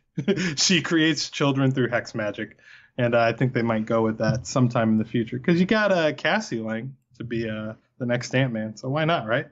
There's your young roster going forth in the future. Did you like this side plot? What I feel to be the emotional crux of the movie, like you really have to buy into Vision and Wanda's relationship for a lot of the emotional weight of the Wakanda stuff and the trials and philosophical. What's the word for philosophy but a verb? Philosophical. Thank you. Sure. Dilemmas that they will encounter throughout the rest of the Philosophical is not a film. word. I mean, not a verb. Say I'm it. sorry. It's not a verb. It can't be a verb. Oh, yeah. You're right there. But fine. Maybe it is, huh? No. All words are made it's up. descriptive. That's true. It's a made up word. Going to never Vision and Scarlet Witch's relationship. What do you think? How did Vision? it pan out on screen? Oh, God. I don't care. Can we move? Yeah, I don't really like. I'm glad that we caught up with them. But I mean, I'm not trying to get involved with, I just want to live this quiet life, just me and Viz. It's so weird that she's in love with this bot. Like, she is hot as she is. But you've seen enough Black Mirror episodes to understand at least them entertaining the idea of sentient androids. Because a lot of what they talk about in the film, a lot of what Captain America talks about is how we don't trade lives for lives. Like, so are you on the team of ripping the Mind Stone out of Vision's head or flushing Doctor Strange's Time Stone down the toilet? Well, I don't know about just ripping it out of his head, I suppose. Like, I guess that seems kind of mean, but I mean, trade lives for lives. Like, he kept saying, like, oh, don't, like, risk your life in order to do this great thing. It's just like, no, dude, have you seen, God damn it, what's that movie called with Bruce Willis and Ben Affleck, where he was like, I don't know, they had to go drill some shit on some moon, and, oh, God, movie in outer space. Armageddon. Yeah. One guy, just, all right, everybody leave, and I'll fucking, whatever. I'll save everybody. Just one person. Just one person. The entire movie, Vision was like, please kill me. Yeah. Have you guys tried murder? You guys want to give murder a shot? What else are you going to do? Well, fucking ridiculous. Well, I also, but I don't like the fact that they just think that Wanda can break the stone. You have no idea who or what made these damn stones. All you know is every other movie, they've been telling us in some magical way that these stones were created at the start of the universe. It's just like, this thing's way stronger than you. Have her break it. We know she can do it. We don't know anything about her. Yeah, true. But they assumed, and it was on the table as an option before Cap quickly removed it. One of the things I do like when they were in Scotland before Glaive and Proxima Midnight attacked them is that Vision was the one advocating that. Now, stay here, chill with me. Let's not answer any fucking 2-week checking calls. But the second they see the TV when they're walking through the street, Vision's the one that wants to go back, and Scarlet Witch is like, how about we stay here? How about we stay here and not deal with this? Which ended up not going over so well, because moments later, he gets stabbed through the chest and becomes completely Hulk. This whole movie. Rest of the movie. Yeah, he's been hulked. Yeah. We just nerfed 2 of our strongest Avengers, and Thor is somewhere in outer space. And being hilarious, by the way. What was the justification? It ruined his ability to phase. So he still had the majority of his powers. It's just intangibility goes a long way, you know? Well, did it ruin it? I thought that it just... I suppose it did overall. Phase. Yeah, but I thought that just meant that I can't phase through that, so why try? But I mean, I can phase through your punches and kicks. No, couldn't do that either. Yeah, every punch from there on he took. But he's still, key blast from the Mind Stone, still super strong, still flies, all that jazz, but just can't phase in and out. He was broken the whole damn time. He's like Tony Stark with like 30% power in one thruster. Like Tony Stark or Iron Man in that scene where he's chasing Bucky and Cap up that one building in Civil War to get up there. He's just like, Cap ruins one of his thrusters. Like, I'll get you eventually. Like, oh God, get out of here, dude. You're just waiting. Mr. Banner, if you and your friend aren't going to join us, you and half this car traveled 3 blocks away for whatever reason. Well, you look at the story for the rest of the movie, it's not like having a 100% Vision would have helped at all too much. Really? Think it would help to have a Hulk too? I mean, yeah, definitely. Okay, I'm sorry. To a degree, it would help. But the look on Thanos' face as he's arduously making his way through the remaining Avengers to get to the Mind Stone, like, they're all just annoyances at this point. Well, yeah, at that point, you're right. He has to get to the Mind Stone, so he already has 5 stones. Yeah, like he's going through with the same effort that LeBron James is going through the finals, where everything just looks so dour and arduous. Like, oh, this is my goddamn duty, but this is no fun.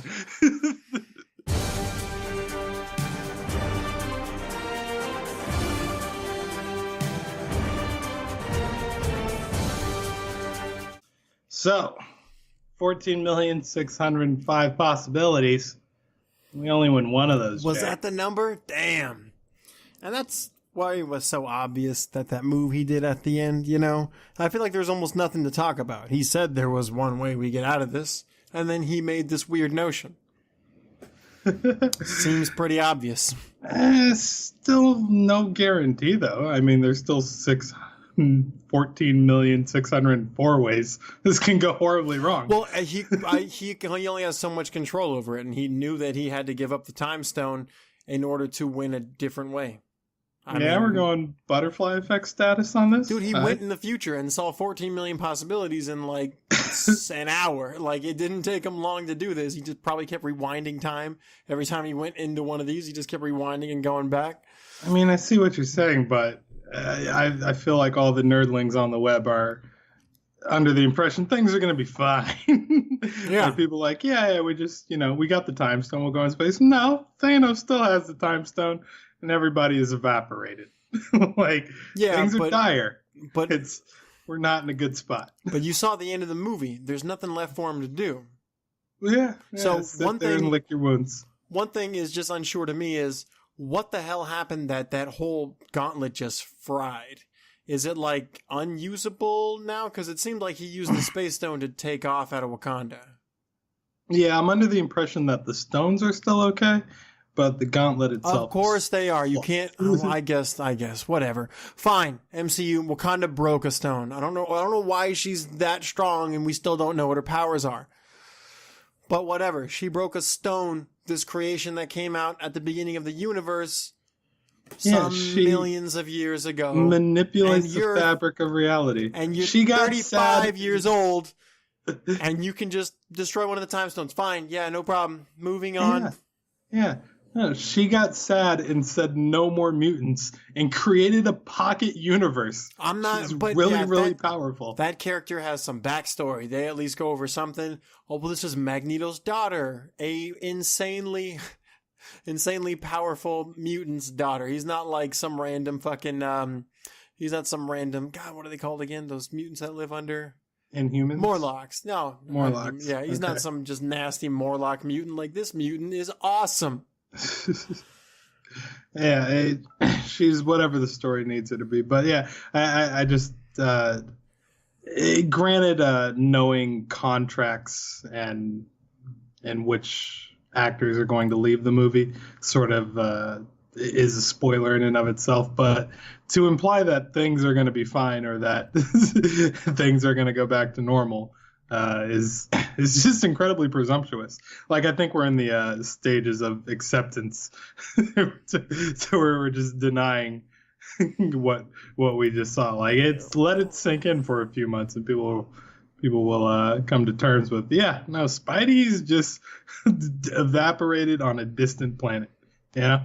Well, but isn't there a sequel coming out in, like, I don't know, 2019 or something? Yeah, May of next year. Yep. Okay. Yeah, I mean, maybe it I happens before Civil War or Infinity War. You know, how much time do we have to make movies? Maybe he'll be even younger, and we'll actually see the origin story of this fucking horrible version of Spider-Man. I like Tom Holland. I really do. I'm not hating on the actor. Let's see. Are we going to Vormir? Is there anything you wanted to say in regard to the Red Skull? Because we kind of already touched on Thanos' plans of population control, Malthusian style. Gamora just laughs at it outright. You love nothing and no one. Like an all idiot. your plans are stupid. Yet he, isn't torturing you like he's torturing your sister. I don't know. His actual blood relative. Like, it's clear that he loves her and favors her, but weird way of showing it. The torture of Nebula is way more graphic in the comics. He keeps her on the precipice between life and death. So mean. That's when he just kind of stretches her out. Fine. The Red Skull. I thought it was weird that they give us Thanos' father's name, and yet they say Thanos is the father of Gamora. If this guy is somewhat all-knowingful, because who else knows Thanos' father? Raise your hand. Whoa, wait. Who said anything about Thanos' father? Red Skull. Really? What did he say? Yeah, when they roll up on Vormir, he basically says, I know who you are. You're Thanos of, son of Atlas or Atlas. His father's name is Atlas or Alice, something like that. Whoa, really? And then he all says, of that. He says, Gamora, daughter of Thanos. It's like, no. What is her dad's name? Is he not important? Is she just a random freak of nature in her family? I feel like it's always heritage based. Yet with these characters, it seems not to be. Thanos' daughter sucks. Well, either way, it's not Thanos' daughter, but no, but Nebula. It's a waste of parts. If Gamora is so much better than this Titan's son or daughter, it's just like, what's up with her dad or mom? Nothing. Thanos killed him. I think all of his children are kidnapped. I don't think they're actually his children, but I'm not certain. Also, I'm not sure how much it matters.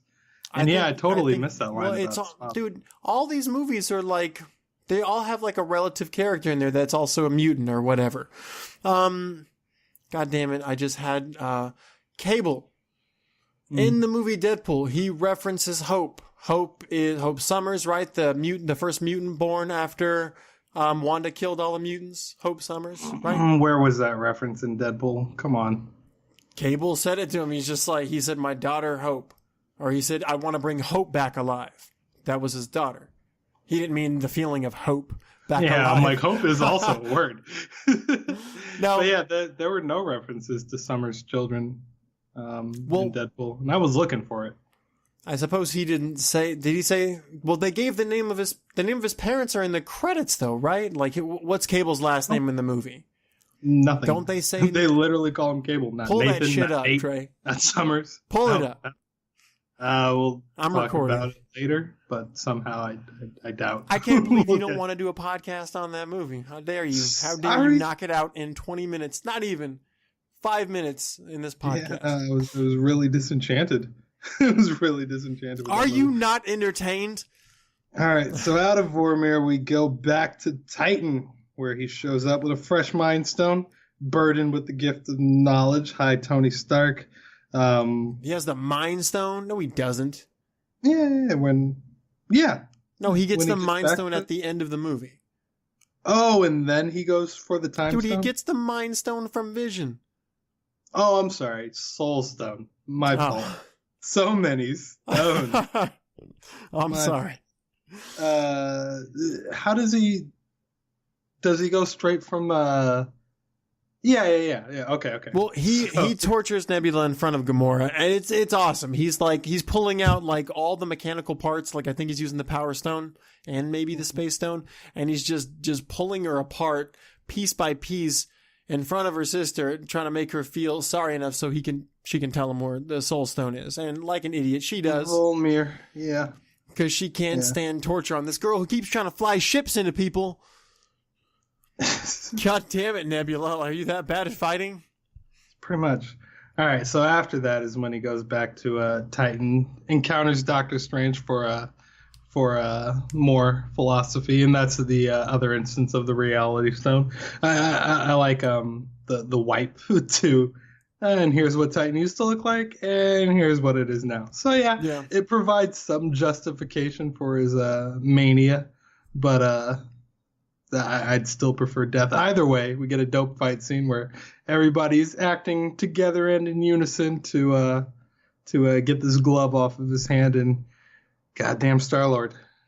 That was Consistent an awesome with fight this character. scene. Everyone was like, "Don't let him close his glove," and Tony like threw like something on his hand that didn't let him bend his hand, and then Strange had his cape. Yeah. The cape went over. I actually got a little sad when the cape got ripped. I'm like, no, not the cape. It sounded like it got ripped, but I feel like I didn't actually see a tear. Which is I don't weird. really see much of it after. I thought it just got out of his hands, and it kind of, but it's magical. Can he tear magic? A magical tear now. It's all bad. All bad. What's up with magical tears? Good plan with Mantis sitting on his shoulders, trying to relax him while get this glove off his hand, and everything was going so well. Nebula was just sitting back and watching though. Like, I don't know, maybe like shoot him in the face while all of this is happening. but yeah. No, you know this what? Barely doesn't work. Do you remember when Doctor Strange like goes up to Stark while they're like flying in the ship, and Stark's just going, "Let's just get him head on. Let's just meet him right now. Like there's no one to get. There's no Avengers anymore. I'm an Avenger. We're all here to fight, right? Let's go get him, right?" Strange is like, "Can you take us back home?" And then he just kind of stares at him, and he's like, "I asked you a question. Like, yo, Strange, you have one of those key things on your finger. You make portals later in this movie. Go the fuck home." Did you notice that he had a sling ring, and while they wanted to keep the fight on Titan. No. You don't ask Tony Stark, "Can I go home? Can you take us home?" when you have a sling ring, bro. That's it. Yeah, you can just create a portal just by circling two fingers, and then you just jump in that shit. And he used that. Like it seemed like for a while that he didn't have the sling ring. I know during the fight against Ebony Maw, both Strange and Wong had him, because that scene where he threw a bunch of spikes and then he went in through one and came out the other, kind of like a game of Portal, where it was like A and B. Yeah, no, he has it throughout the whole movie. And then he asked him to turn the spaceship around. I'd have been like, all right, I don't want to listen to you. I want to take the stone back to Earth. I'm in charge of it. I'm going to make this portal. See you guys later. I'll create my own plan over here because I think I'm smarter than you anyway. Something G-force and spaceship traveling through space. Hard to find your way home. Bullshit. I don't know. No, I thought the whole time that he didn't have a sling ring. I didn't see it on his hand. And then later, during their fight with Thanos, Spider-Man just starts teleporting and socking Thanos and kicking him in the face like 3 times before he gets caught. Who's doing the transporting? The guy with the sling ring. He could have just taken himself back at any time. That's all I'm saying. No, this was the plan that he agreed on with Iron Man to fight him on Titan, which is the best plan. Otherwise, they Dragon Ball Z all of Earth, and it's no good. He got a moon thrown at him. You don't want to have Earth's moon collide into the Earth. And that was an awesome scene. I loved it. But the thing is, is he's where is he at in his sorcerer ability skills? Like this guy, you're about to fight Thanos. Like this dude's coming like to get all these stones and kill everybody. Use a time stone. Just go ahead and use a time stone. If there's ever a time to use a time stone, it was when you rolled up on Dormammu's world of, I don't know what it's called. He just was like, hey, I want a bargain. Otherwise, I'm just going to keep coming back. I'm going to annoy the shit out of you, and I want a bargain. And I'm not saying use that same move, but Dormammu's like this I don't know, he's a dimension destroying, just fucking crazy flame face being, whatever. This guy was coming to take over everything. All he needed was somebody to open a portal. Thanos comes over here. He's this guy from Titan. This guy doesn't use a time stone at all in battle. Yeah, it would have been helpful in a few instances, but if there was ever a time. How many augmentations to time can you make before you go, you know what, this isn't working? You have to try a more linear approach. I don't know. Cable seemed to just travel through time, and so did Deadpool at the end of the movie. Spoiler alert. I hated that part. He just broke everything by doing that. But by doing what? When Deadpool, like at the end of the end of the movie, when I guess what's his name gave him the power to travel through time, he just went back and fixed everything. It was just like, oh, okay. Well, two things. He fixed two things. He fixed the plot to X-Men, whatever movie that was with Deadpool. Isn't that the Wolverine? Isn't it just in the Wolverine? No, the Wolverine's in Japan. That was the first one, the first Wolverine. X-Men Origins Wolverine or something. X-Men Origins. Okay, yeah, that one. Yeah, he fixed that by shooting Deadpool in the face. And then he killed Ryan Reynolds before he could do Green Lantern. Two things. He also saved his girlfriend. Did he? I don't remember that. I'm pretty sure. Whatever. He went back in time for something. There's Marvel always does like a bunch of after credit scenes and whatnot. There was one that was removed from theaters. I hope is going to come out on DVD. I guess it was too much for Disney or whatever. But the idea was Deadpool goes back in time and shoots baby Hitler in the face. Okay. Preventing World War II, I assume, and basically the dawn of any comic book ever. Yeah.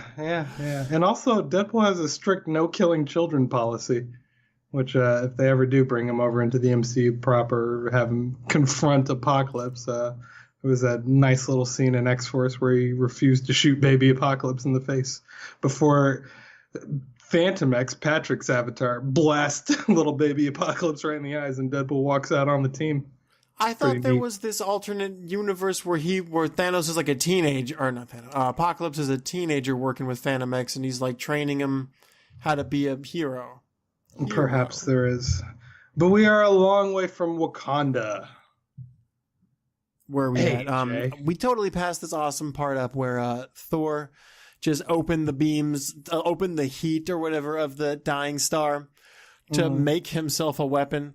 That now I'm concerned, how strong is this weapon? Before I thought it was stronger than Thor, but now that I've seen Thor just doesn't die and he only gets stronger. It's just like, I'm like, does he need this weapon? Like, look at this guy. Remember Thor 3 busting out all that electricity and just shocking everything? It's the god-killing kind. And also, you can't argue with the results. He drove that shit into his chest. Until he didn't kill him. Well, you should have gone for the head, but, he threw it from a pretty far distance. I don't think he was gauging the accuracy. True. But he was doing that shit-talking thing too much. That's why he didn't make sure. That's why he didn't kill him. Because I would have been like, "Oh, landed in your chest. How about a Hadouken?" and then killed him. But whatever. We need a sequel. I honestly it's hard don't know to stop someone from snapping their fingers with their death rattle. Okay, explain something to me. I'm pretty sure I have the answer to this, but so the idea they mentioned in the movie, and I feel like they said it in the comic book, when Thanos has all 6 stones in the glove and he snaps his fingers, half the universe dies, right? Yeah. Mm-hmm. So now that's not just something that the glove does when you snap your fingers. Right? That's it. So when you snap your fingers, your wish comes true, and that's his wish, correct? It's like a Dragon Ball. Well, it's the cumulative power of all the stones. Like he's seeing Yes. into the souls and minds of every person in the universe and making them go away. Okay, so yeah, so that's what he wants. So a snap, I don't think that means. I feel like it's like some people think that if Tony Stark had the glove on and snapped his fingers, everyone would die. I was like, no, I think it's like a Dragon Ball Z wish, where it's like, yeah. I wish I was Superman, and he would just be Superman, and then he'd be the only superhero ever. Yeah, yeah. So you're right. It makes sense. Basically becoming a god. I feel like there should be more people on this, man. Like, where's the Shi'ar when this dude has like when he has 6 fucking stones? They're just running and hiding. They gathered up 60 characters to fight him. No. The Guardians of the... tell them about the dance-off to save the universe. Like, they threw everything they could at him. I want to see Onslaught on all the of big screen tray. You want to introduce Onslaught for the first time. You were talking about how his minion bad guys don't have a proper character introduction. You just want him to throw the Juggernaut into here, see if he can Juggernaut? Wait a minute. I thought Onslaught was Magneto and Prof. Yeah. Onslaught is whatever you need him to be. I don't know, man. I want to see it on the big screen, though. But, yeah, so in Wakanda, dude, when they were setting up, like, when all the Wakandans were, like, just lining up ready for war, and then homeboys were just yelling chants at him, just, Ibombe! I loved it, dude. I was just like, this is going to be so badass. Look at all these motherfuckers. They all had their own little plasma Wakandan energy providing shield in their cape. And then I assume they all had vibranium in their spears. They're basically, semi-Avengers. Quasi, yeah. Circa middle-aged army type deal. Only with future tech. Yeah, it's... And then homeboy, pretty dope. M'Baku, I don't remember what his chant was. It was just a bunch of weird letters. I don't think there was any vowels in it. I think Ibombe means kill him, though. Because there's... No, it means like hold strong. Are you sure? Yeah. Did you watch it with the subtitles? Because I don't think they offer that in No, theater. I just read something online. That's what it said. I believe it over whatever you read. Well, no, because it's a famous chant from when Ali fought Frazier in The Thriller in Manila. Whoa, wow, I might be way off on that. Man, I hope I didn't fuck that up because I'm not going to research. Pat's going to be so mad. But one of the chants that the Africans did during Ali's jogging training sessions was Ali Ibombe, which means Ali, kill him. So that's what I think Ibombe means. But look at me not being a good African. Should we bow? Yeah, he's a king. The movie was 2 hours and 30 minutes. So is this podcast. No, go ahead. Is it really? Jesus Christ. I think it could have been 15 minutes longer. Both this podcast and the movie. I would just to flesh out all the Wakanda stuff, because they didn't let any of it breathe. A lot of the it's the same problem I kind of had with the battle from the Black Panther movie, although a lot of that was I think Ryan Coogler was kind of bad at action on a massive scale. I think the action in this was fine, but how they got to it just felt so incredibly rushed, more so than any other aspect in the film. And yeah, I know that I talked up the notion of them being pressed up against it, backs against the wall the entire time, but like you have characters like the Falcon and War Machine, 2 Black Americans being in Wakanda for the first fucking time ever. Mm-hmm. Let that sink in just a little bit, but there were no scenes with that. You get that line with Rhodey and Hulk. Why, man? Why is that important? What's the matter with you? That's why you want extra time in the movie, so we can see what it's like for War Machine to adjust. Who gives a shit, man? We're here to save the goddamn planet. True, but I thought the Wakanda part was the most. Boring's hard to say, but like just. It's the only country that has a defense that's way better than like the 300 Spartans. Yeah, but I felt like it landed a little flat, though. I just thought that they could have used a few more character beats, a few more exchanges between, like Bucky just kind of shows up, smiles, hugs, and then shit's falling onto the force field, you know? And yeah, I get that Thanos is coming. I get that. Man, you'll get your extra scenes on your DVD. Continue. I'm sorry. That was kind of my big gripe with it, but because I Thanos like was coming Black quick Panther- though, dude. Like, look how crazy fast he showed up. First of all, I want to point something out. This is why I'm mad at you, Wakanda, because when they get to Wakanda and they're just like, They hey, do not man. deserve any of that, by the way. They just want a Starbucks, Olympics. Okay. So while they're over in Wakanda, they're just like, oh my god. Like when one of those wing looking things like hits the planet, it hits basically the shield. They're just like, something has entered the atmosphere. And I'm just like, yep. Where were you with that knowledge earlier in the movie when that scene we passed up with when Captain America was introduced and then he and fucking Falcon and Black Widow took out like 2 of these guys?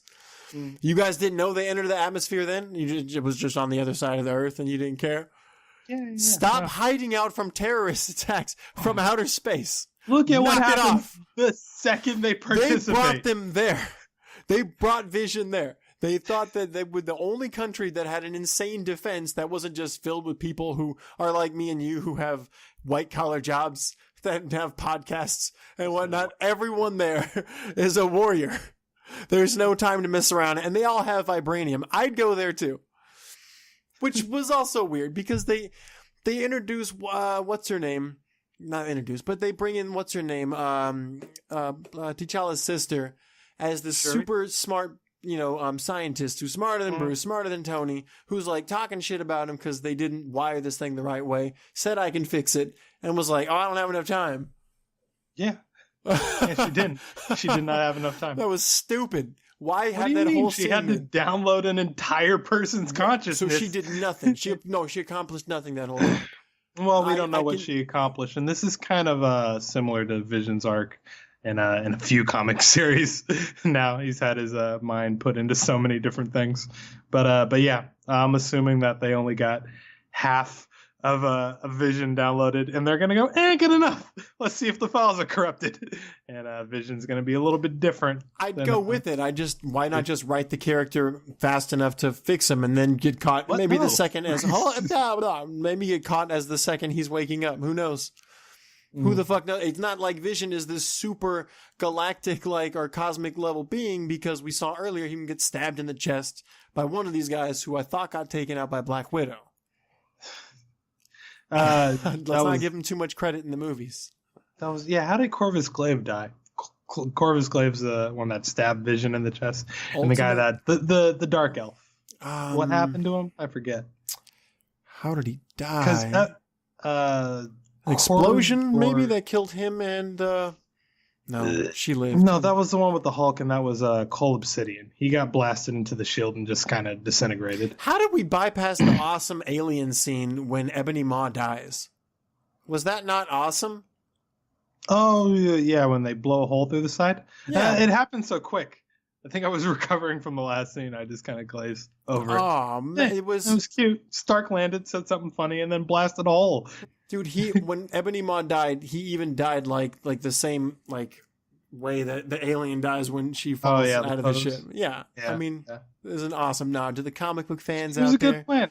It was a good plan. It was. In fact, I love the consistency of Tony's character because he's not a leader. He never has been, and they keep throwing shots to that every time. With the whole aliens thing, he deferred the plan to Spider-Man. He acts like he's in control, but he's like, "What's the play here?" You know? Yeah, and dude, you with can that kind of see that all situation. throughout the Avengers, but in every movie, if you go back to the first Avengers, he's like, "What's the call, Cap?" There was another one. No, I totally agree with you. I don't know why I said no, but yeah, I agree. It seems like Iron Man just hits villains at least in the movies just straight on, and then he just it doesn't seem to be too much effort. I guess maybe until the final No. scene He's where they come up incredibly with the smart. plan. He's a good planner, and he makes all the things. But as far as leading into the battle. No, he is asked anybody that's else Cap's hiding job. any fantastical abilities that they want to That's share just with wordplay. Yeah. And plus, that was an insane power. Without Hulk there, Ant-Man is the strongest one.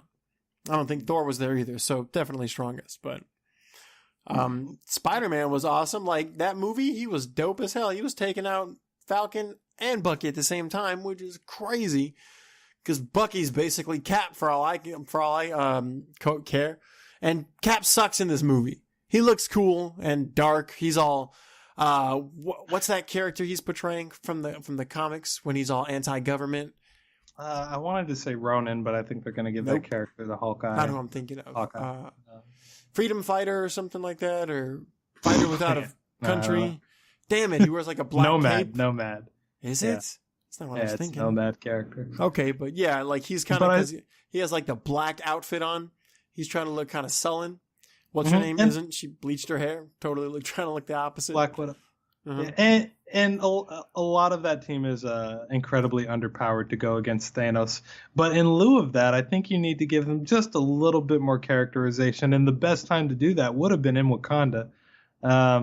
Just an extra 15 minutes to really let like the standoff sequence breathe. Like there was one of the cuts they made was Proxima Midnight and Corvus Glaive. No, the other one, big one, Cole Obsidian, the big monster, standing at the force field, talking to T'Challa, Captain America, and Black Widow, and they, go over the terms and conditions of war. We're gonna fuck you up, all that shit, and they just cut right back to them standing in line, and like Black Panther's like, ooh, that didn't go well, and then they just brace for impact. Like, come on, have a little bit more, heart to the thing. Like even Okoye was like, this will be the end of it was M'Baku. This will be the end of Wakanda, and then Okoye's like, then let it be the greatest end in history. That's what those kind of flat lines, man. It's have pretty a little typical. more fun with this.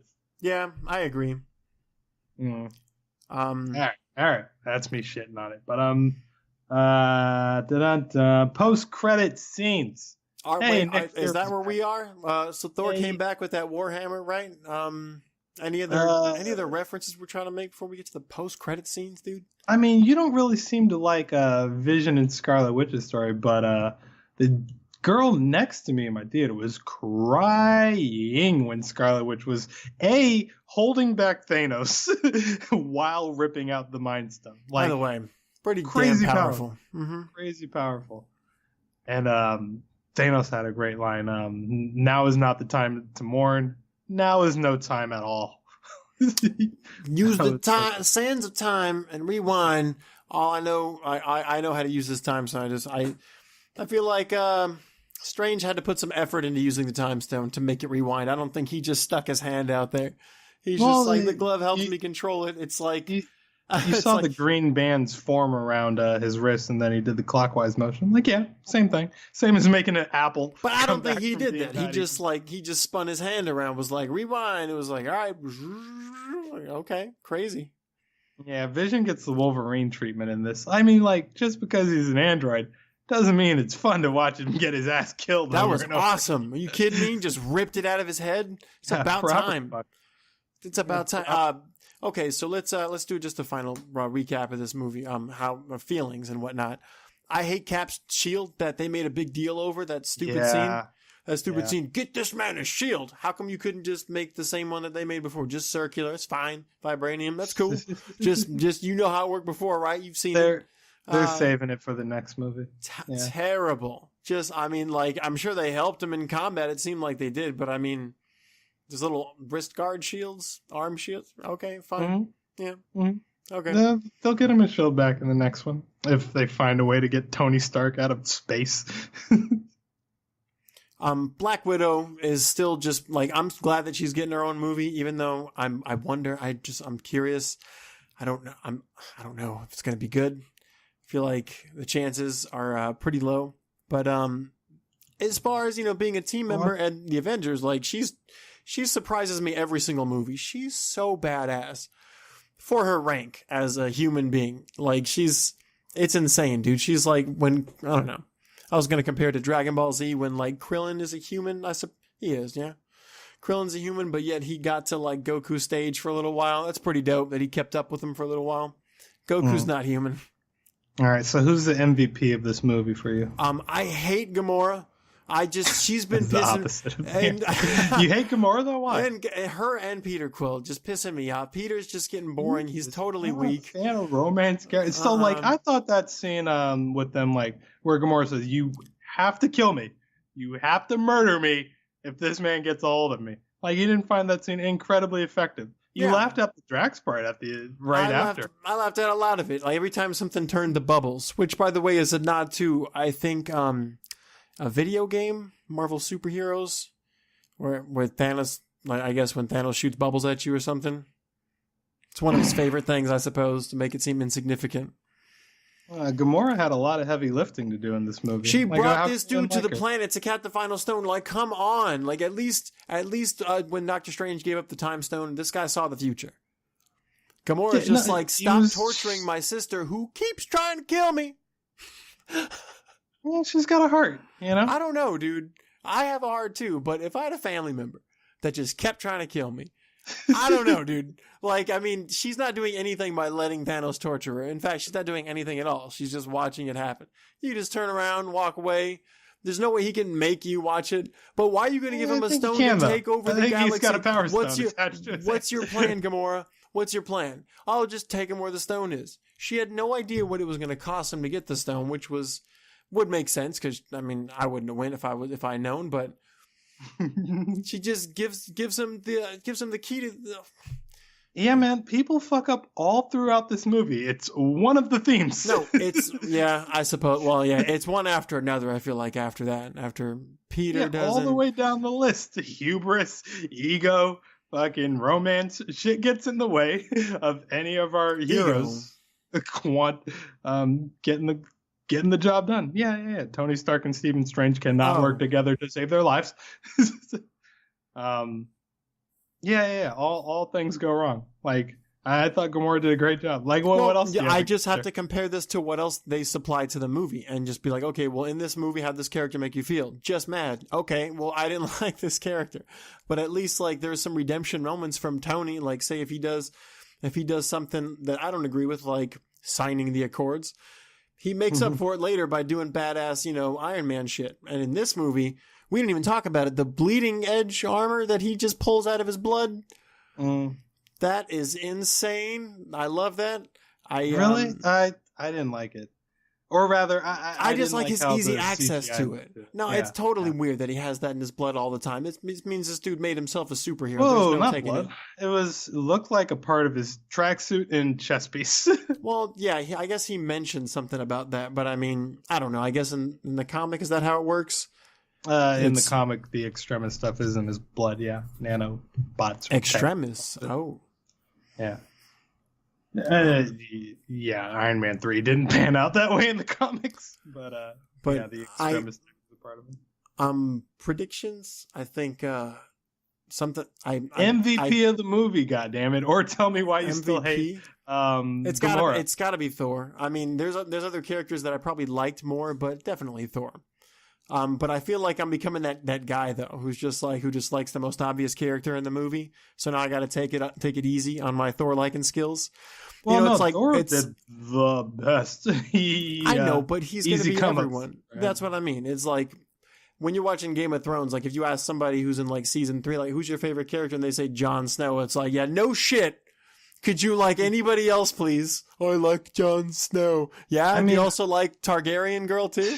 Yeah. Anyone else who's the obvious character? But in a lot of ways, Thor would have been the easiest to get wrong, And plus, his story is not recently, a bit of a tangent, the side arc, Dude, this guy, like, he's gaining all of his father's powers in like 30 minutes of screen time. It's crazy how strong he's getting. Like, he's going to supply a shit ton to the Avengers, but so is did you notice that the original Avengers are still alive? Yeah, the only ones. Yeah. Well, I mean, there's more. That. There's clearly more than that, but I mean, yeah, and Rocket, which they haven't even addressed. Wait, that there is a talking woodland beast amongst them mourning. Okay, so yeah, there are other Avengers. Yeah, so most of the Guardians but all the original Avengers are still there.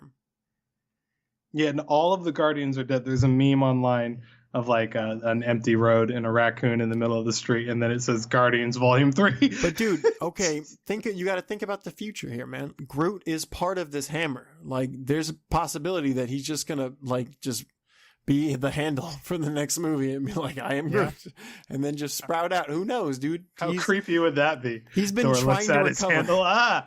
It just throws it. He's been trying to recover since Guardians 2, which is right after Guardians 1. Yeah. Well, the 4 years since we last saw the Guardian is what I'm led to believe. Okay, so your MVP is Thor. That's fair enough. Who else is there, man? It's definitely not. Oh, I think Spider-Man's kind of a weenie when he dies. Are we not there? He has a Spidey sense. Yeah. That's Mr. Stark. Oh, Mr. Stark. Oh, it hurts so bad. Oh, it hurts so bad. Yeah, he has a Spidey sense. He's the only one who saw that shit coming. Oh, god damn it. All you want to take it like a man? Dissolve like a man? What is wrong with you? I feel like he's barely getting his spider sense. So, I mean, I guess now's a good time to implement it. But what's her name? Mantis didn't act like that. She was just like, hey, something's happening. Yeah.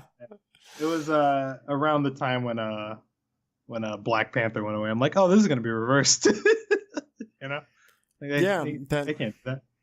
Or, I rationalize it. They probably could. They probably could give Shuri the mantle. Or, eat a heart-shaped herb and go try to find him. Yeah, that's right. In this whole world. We assume she's alive. She might be part of half the planet that's still alive. Yeah, that's part of the problem with knowing about upcoming movies and contracts. I'm like, I don't think this is going to stick. But we got an entire calendar year to let this one sit. Well, they could also pass down the mantle of some of the Avengers, I guess Iron Man always has to be a part of it. I feel like he has to. Otherwise, like, I wouldn't let them hang out in my tower, is all I'm saying. Just have some team you're not a team of anymore, just hanging out. Hey, you clean up after yourself. Hey, don't make me come in there. The Fantastic Four bought it. It's okay. It's going to be fine. What is the best moment in the film to you? What did you like the most in this 2 hour, 30-minute extravaganza? Almost anything with Ebony Maw. Yeah, he was pretty dope. I feel, I don't know. There's a lot of awesome moments. I don't know if I just have one. I feel like right now I'm thinking about the scene when Thor comes back and just making his own Bifrost. I feel like that scene might have been best moment of the movie. When he shows up to save the goddamn day. In the middle of Wakanda being a white savior. All John Smith-like. Coming for Pocahontas' booty. Pocahontas' that's hard to say. But if he came back with the Led Zeppelin song, then yes. Yeah. Totally. Would have been, why the hell not? Why not? What happened to that? Didn't Tony Stark used to always have AC/DC playing? At some point it just cut off. Let's give everybody a little theme song. Yo, that's cool. We could dig with that. That song worked songs. They played Captain America's theme. Led Zeppelin is expensive. And they had to give half the money to Robert Downey Jr., What was can't afford another Zeppelin. All right, Trey, how do you feel about this movie? Wow. Hey, we are on the very end. We should probably rank them, but this podcast is run long enough. This isn't the end of Phase 3. What? Really? I think Ant-Man... Well, Ant-Man happens before this movie. Marks the end of this? Ant-Man is before the movie. Oh, okay. Yeah, I wonder how that's going to play. In fact, looking at the trailers for Ant-Man, I'm not really excited to see it. I mean, I'm definitely going to watch it. We're definitely going to talk about it. Mm-hmm. But I don't know. This movie kind of just raised the bar that much higher for anything comic book movie. That's true. Yeah, it's kind of not fair to be coming up right after Infinity War. Yeah, nobody wants that Good thing job. Solo was just Solo, because if it was anything else, I don't know, Star Wars, I don't know how Disney does this, man. 2 huge franchises. I mean, just more than that. Yeah, and going forward with the Phase 4 movies, I think it's going to be a lot more team-ups, I don't think they're going to have any more Avengers movies after this. Yeah, I can't wait. I think that'd be really awesome. Beatles? Yeah. But I'm sorry, what did you ask? Broke up. But yeah, so same question. If I liked it, yeah, I love it. Obviously. Come on, man. You gotta, but like, is this rank this in your? I know. Is this in your top favorite Marvel cinematic it's universe top three. movie? It's top three easily. I'd It agree. honestly might be number one, but I gotta let it marinate a bit. Plus, it's only the first half of it, and granted, it's a complete story for Thanos, which who saw coming that he would be the protagonist, literally the first shot and the last shot. But I don't think part two can screw it up. Hopefully it's just as awesome, and if it is awesome, then it makes this movie that much better. So yeah, I'll tentatively put it at number one right now. I mean, where do you got it? I'd say definitely top three. You got to think about what else is up there. Winter Soldier, Sure enough. Avengers 1. I'd say, yeah, I liked it more than Avengers. Avengers 1 was awesome. But there's this so raises much the more bar. going on. Literally a lot of never before have you ever seen anything like this before on screen. Yeah, like it's incredible what they pulled off. And then Iron Man 1, because that movie's just amazing. Yeah. Fucking love that movie, even though whatever. You got it. But yeah, definitely top three. Fucking love this movie. I'm glad I saw it 4 times. I think I'm good though. I want to see Deadpool some more times. You and I can fight about it later. Looks like we're gonna have to. The post-credit scenes was so they show Thanos. It looks like according to me and all the nerds out there on the web, it looks like maybe he's on Soul World. Yeah, and that wasn't a post-credit scene. That literally happened right after. Okay, so I guess we missed it. But yeah, so after the awesome the fight scene that we kind of skipped, where Thanos just rolls up on everybody and uses 10% of each stone to knock everyone out. Whatever. Yeah, we knew that was gonna happen. Those are all weird. It's the Falcon. He's not gonna win. What? And Scarlet Witch or Black Widow. Sorry, but yeah. So half the people turn to dust, and then they show after the. Okay, so what am I talking about? We're at Thanos. So he's got his glove is fried. He used the space stone to get back, so he still has power of the stone, but he has nothing to do anymore. He's just gonna watch the sunset and look down, and just chill. And I don't think Vormir is the Soul Planet. I don't think they're the same thing. No, the Soul is some separate, ethereal, if you will. Some place where he takes dominance over at some point. I mean, or just the space to occupy. I don't know. Okay. I mean, it's hard to make much sense out of that scene when he goes and sees baby Gamora, and she asks him if he does it. Yeah. And he says, yes, little one. And then I think they just go back to the present time, right? Yeah. Like I don't know what to make of Soul World other than Adam Warlock is going to have something to do with it in the near future. Right? And don't we have Adam Warlock in the end of Guardians 2, right? He's chilling in a pod with the Sovereign. Awesome. I can't wait. Waiting his turn. But before that, we get Captain Marvel. What happened to Nick Fury and Maria Hill? They both died. But he was able to send a message to one superhero he just forgot about these last 10 years of MCU movies. And I like how we're supposed to know that symbol means Captain Marvel. Yeah, I didn't know until after I got home. Jesus Christ. It's like the emblem that separates like the top and bottom part of her suit, which meets at the shoulder or something like that. Well, it's the Who Nova the fuck can insignia. tell? What if... Oh, that must be Captain Marvel. Like, okay, you guys realize that the more movies you make, the more you're digging deeper and deeper into the comic nerds, which there are fewer and fewer. There are few than there are actual people. The numbers get smaller and smaller. Most people don't know what the fuck this is. Not everybody can find these things. Oy. Maybe I shouldn't be complaining about it. I just feel like I saw it and I was like, who? I don't like that. Star-Lord. Who? But when I was able to go back and look up online later, I saw that in the comic so apparently I guess there's a difference between Infinity Gauntlet like saga and then Infinity War. Yeah, it's a 3-part. There's Infinity finale too. Okay, so this is just the next part of one of those seasons or episodes, whatever. Sagas is would be the second one. Is Thanos is done. I don't think he's a villain anymore. I think he's like whatever. I'm out. Like I did what I wanted to do. Like the next Avengers or Avengers 4 doesn't even have to be about Thanos. Like man accomplished his goal. Yeah. What are you gonna do about it? Like all they need to, they're gonna try to reassemble the 7 Dragon Balls and create a wish. The 7 Dragon Balls being the 6 stones in the glove.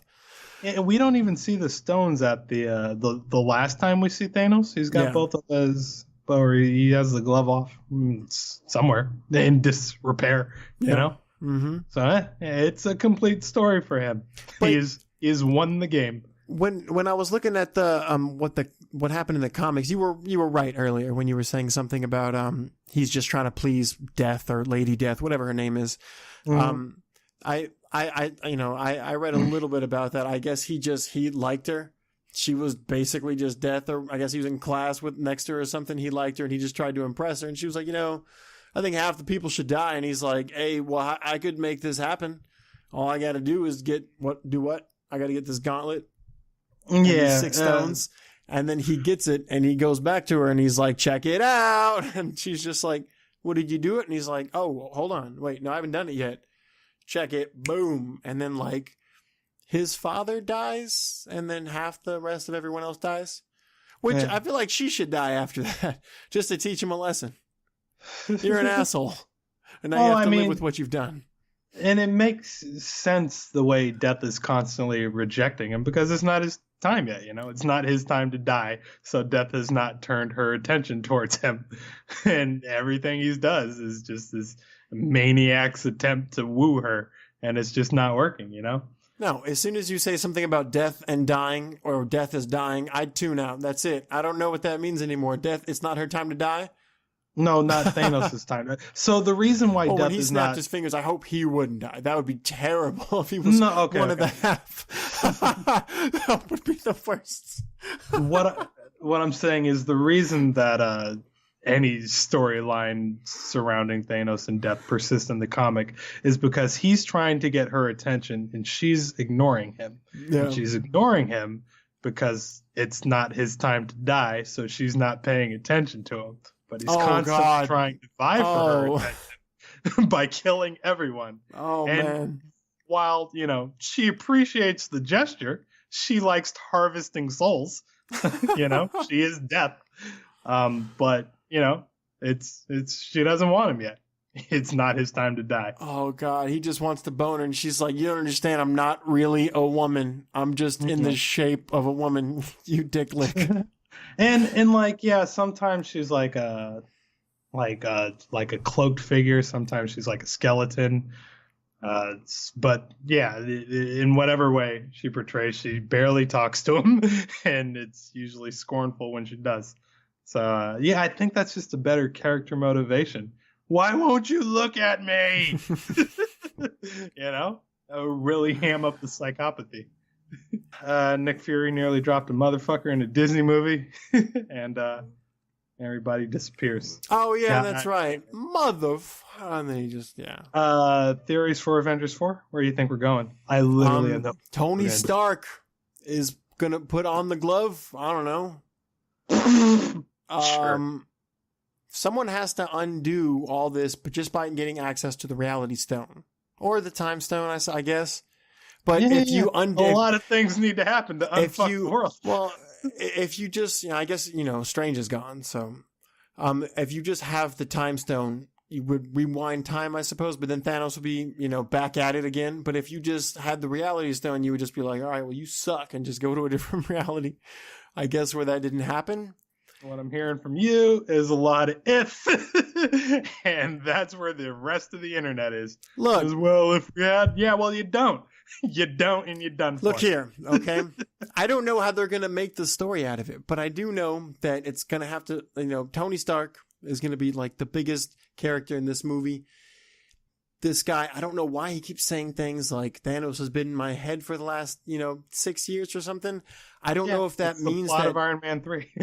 Yeah. But it's weird because it's like Thanos, you don't see Thanos like saying anything on the other side when you see like the last Star Wars movie and like the two are talking, Rey and whatever Kylo Ren are talking to each other. You see both ends of it. I feel like it's something weird that he said, like, because he went and had this weird experience in a wormhole. Don't take that literally. He's been thinking about alien invasion for the last 6 years. I mean, they fooled me. Yeah, at some point Thanos says Stark, and he goes, "You know me?" And it's like, "Why do you know me? I'm from Earth." He's like, "I too am burdened with knowledge." Thanos gets some pretty dope. It seemed like he knew him after he got the Soul Stone. Yeah. So after that, now he has all this knowledge. So it wasn't like he knew him beforehand. Tony Stark did bomb his armada, so he might know him from that. Or as the guy who just dropped a fucking missile. Yeah. Or it could be the, being able to traverse space and reality and in conjunction with the Mind Stone. There's just some knowledge he probably just absorbed. There's a reason he's the leader of the Avengers, okay? He's the smartest guy there, and he's going to think of some way to undo this after some time, I suppose. Soul Stone. Sorry. Soul Stone, Mind Stone, fucking Space Stone. I feel like I always forget one. There's like the Heart Stone. There's the Water Stone. Wind! Fire Nation. Earth. Yeah. Oh, I got Starvation Stone. How awful. What's the matter with you? All right. Let's wrap it up. Yeah, this one's crazy long, but I thought it was good. Yeah, it was good, and I love the movie. And then we're going to talk after the show about how we're going to do something with the next podcast, because the next podcast can't be in July when the next movie comes out, Ant-Man and Wasp Man. Certainly not. We got some ideas. We'll reacclimate myself to the social media. But in the meantime... This is Infinity Warm-Up, wrapping it up, cutting Trey off. Fine. I was going to say all the links. Gmail at infinitywarmup. Get them. Twitter, I barely touch any of the things. The world is so crazy and chaotic, Jay. I go on Twitter with the good intentions, telling the world all about us. And then Donald Trump did something, and now I'm over here. Now I'm following what this guy thinks, and oh, God. But, I'll do more nerd shit on the Twitters. Also on Facebook on Infinity Warmups. And let's try to shoot up a poll or something, because I want to know which 10 of you are listening. We need to know your favorite movies.